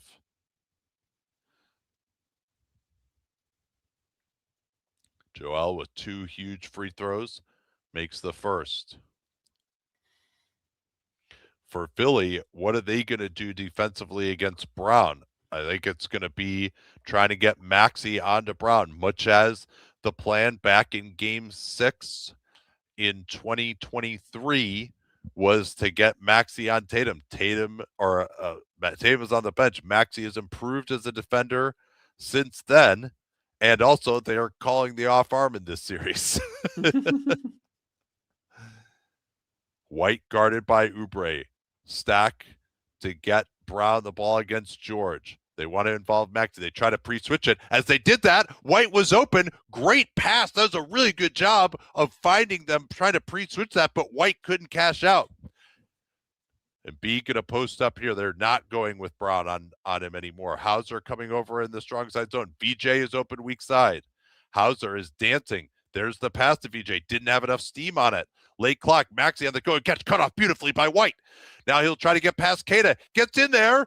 Smoked the layup, but a foul on the rebound by Edgecombe. Basket interference. No, basket interference. I didn't see that.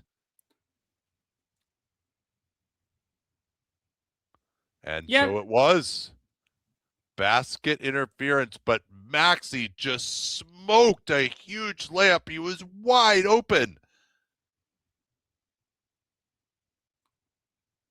And Nick Nurse, I think, is using his user. Is he going to fire his challenger to the Sun too?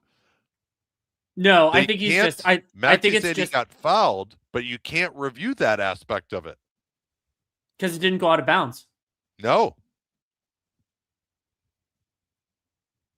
With the green light just shown.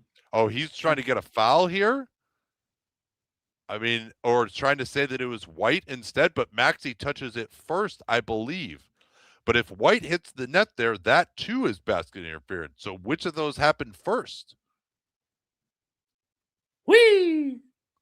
I don't know that all right, let's see here. So he's in the cylinder. That part is for sure. He touches it in the cylinder.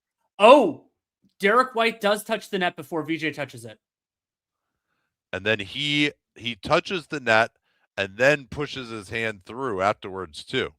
So because he's trying to block VJ's tip.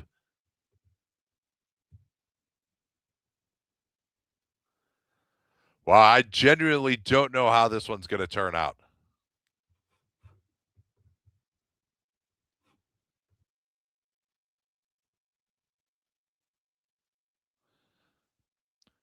So they didn't apparently even look at this idea of White first, but I mean that if he wasn't going for that, that's a horrible challenge because it was obvious on the first replay that the ball was in the cylinder. So unless he was going for something else that the referees didn't even look at, or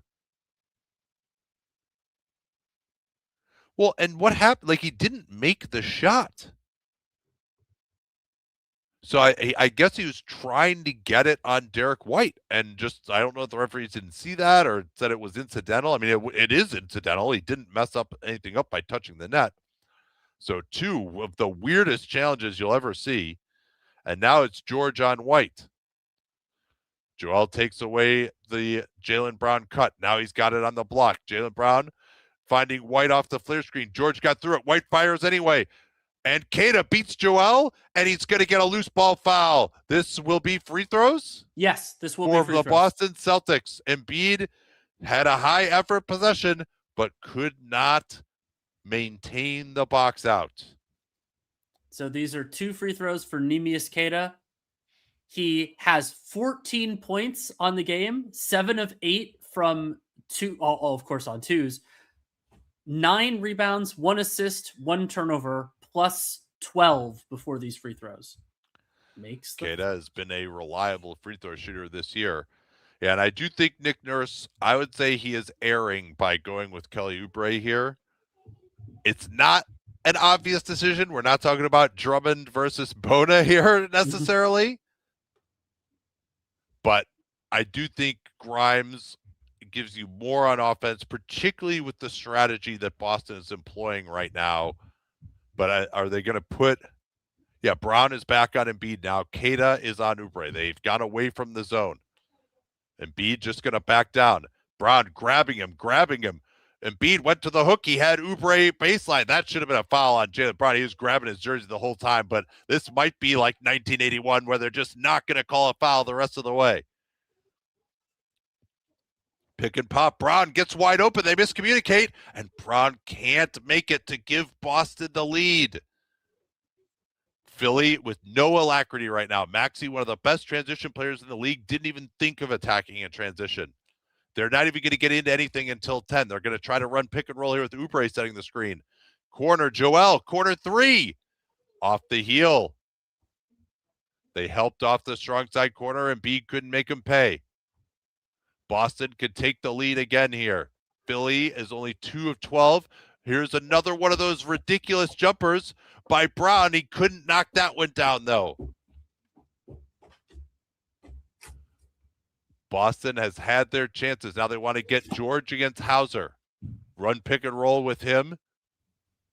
Maxey switched on to. Now they want to get George in the post. They actually prefer the White matchup to Hauser. George goes past him. Stopped by Brown. Brown came over for beautiful weak side help. 5-on-4. Kenny's open underneath. Brown doesn't see him. Instead, it's a corner three by Pritchard. Another miss by Boston. And another rebound by Philly that bounces around. Boston has had so many chances to take the lead. Maxey still just no alacrity whatsoever from Philly. Maxey going to get downhill here. Finishes against Keita. Boston should push. The screen with Oubre. They throw it ahead now. Hauser is beating everyone, but he can't control it. It's saved somehow. 3-point game. Everyone takes a breath, including me. They want to involve Maxey in the pick and roll here through Pritchard. They're just going to switch it. They miscommunicated last time. Brown has been so good this year. Shoves him off. He flopped out, didn't get the call. Maxey's on the ground, and that may have prevented Keita from getting the rebound. And Maxey flopped into Joel Embiid's knee. Yeah, it might be his ankle. And Embiid is saying, hey, you go set the screen. That worked last time. Maxey trying to get separation. Down to 8. Maxey. Oubre didn't pop. Maxey again. He's going to try to get past Keita, and he does for another layup. 5-point game. Boston going to bring it up. No timeout yet. Embiid is guarding now White on the switch. White going to try to get inside. Look to pass off. Embiid is still with him. White still on the ball. Now Hauser. Embiid challenges him. Hauser can't get it. Rebounded by Oubre. He took it away from Pritchard. And now Boston just has not been able to get the threes to fall. They've been stuck on 98. Down to 7. Maxey against Pritchard, who's digging in. Maxey, tough fading jumper is off. Joel can't get the rebound. Tried to save it off the referee in the corner. And Boston with 30.5 remaining. They should call a timeout here and try to set something up for the 2-for-1. They're not going to do it. Why not? They have to get a 3 here immediately. Brown is going to pull up over George. Banks it. Missed it. Out to White. He'll try a 3. That's off. Rebound Philly. And a foul. They're going to do it. They're going to win Game 7 in Boston. Joel Embiid on one leg by the end of the game.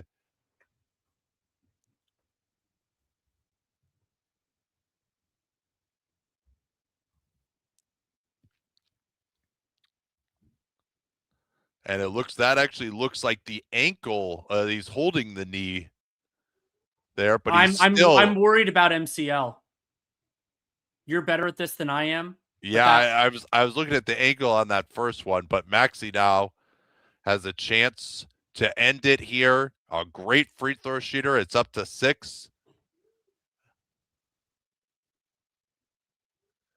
these two, that's an incredible finish by Tyrese Maxey. He blew by Keita again in pick and roll. They really probably should have trapped that, honestly, to make Oubre beat them, because he's not really a great roll man.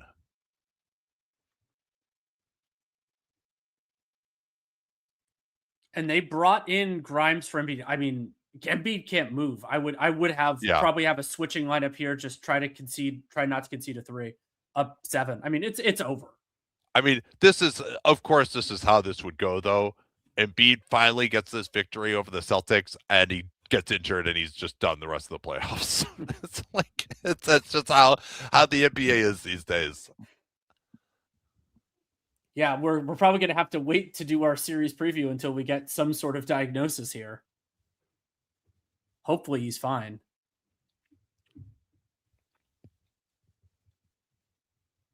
Yeah, and that left knee is the one that's given him all the trouble over the years.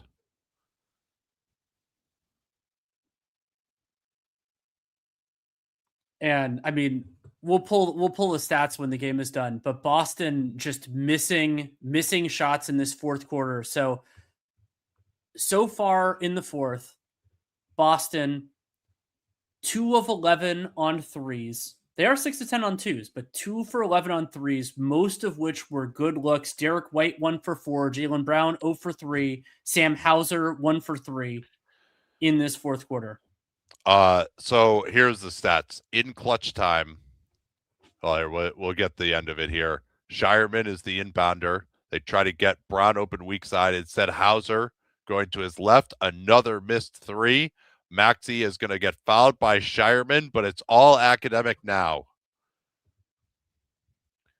In crunch time, the Boston Celtics were 0 for 9 from the field, 0 for 7 from 3. Their only 2 points were 2 free throws by Keita by virtue of a loose ball foul. Incredible.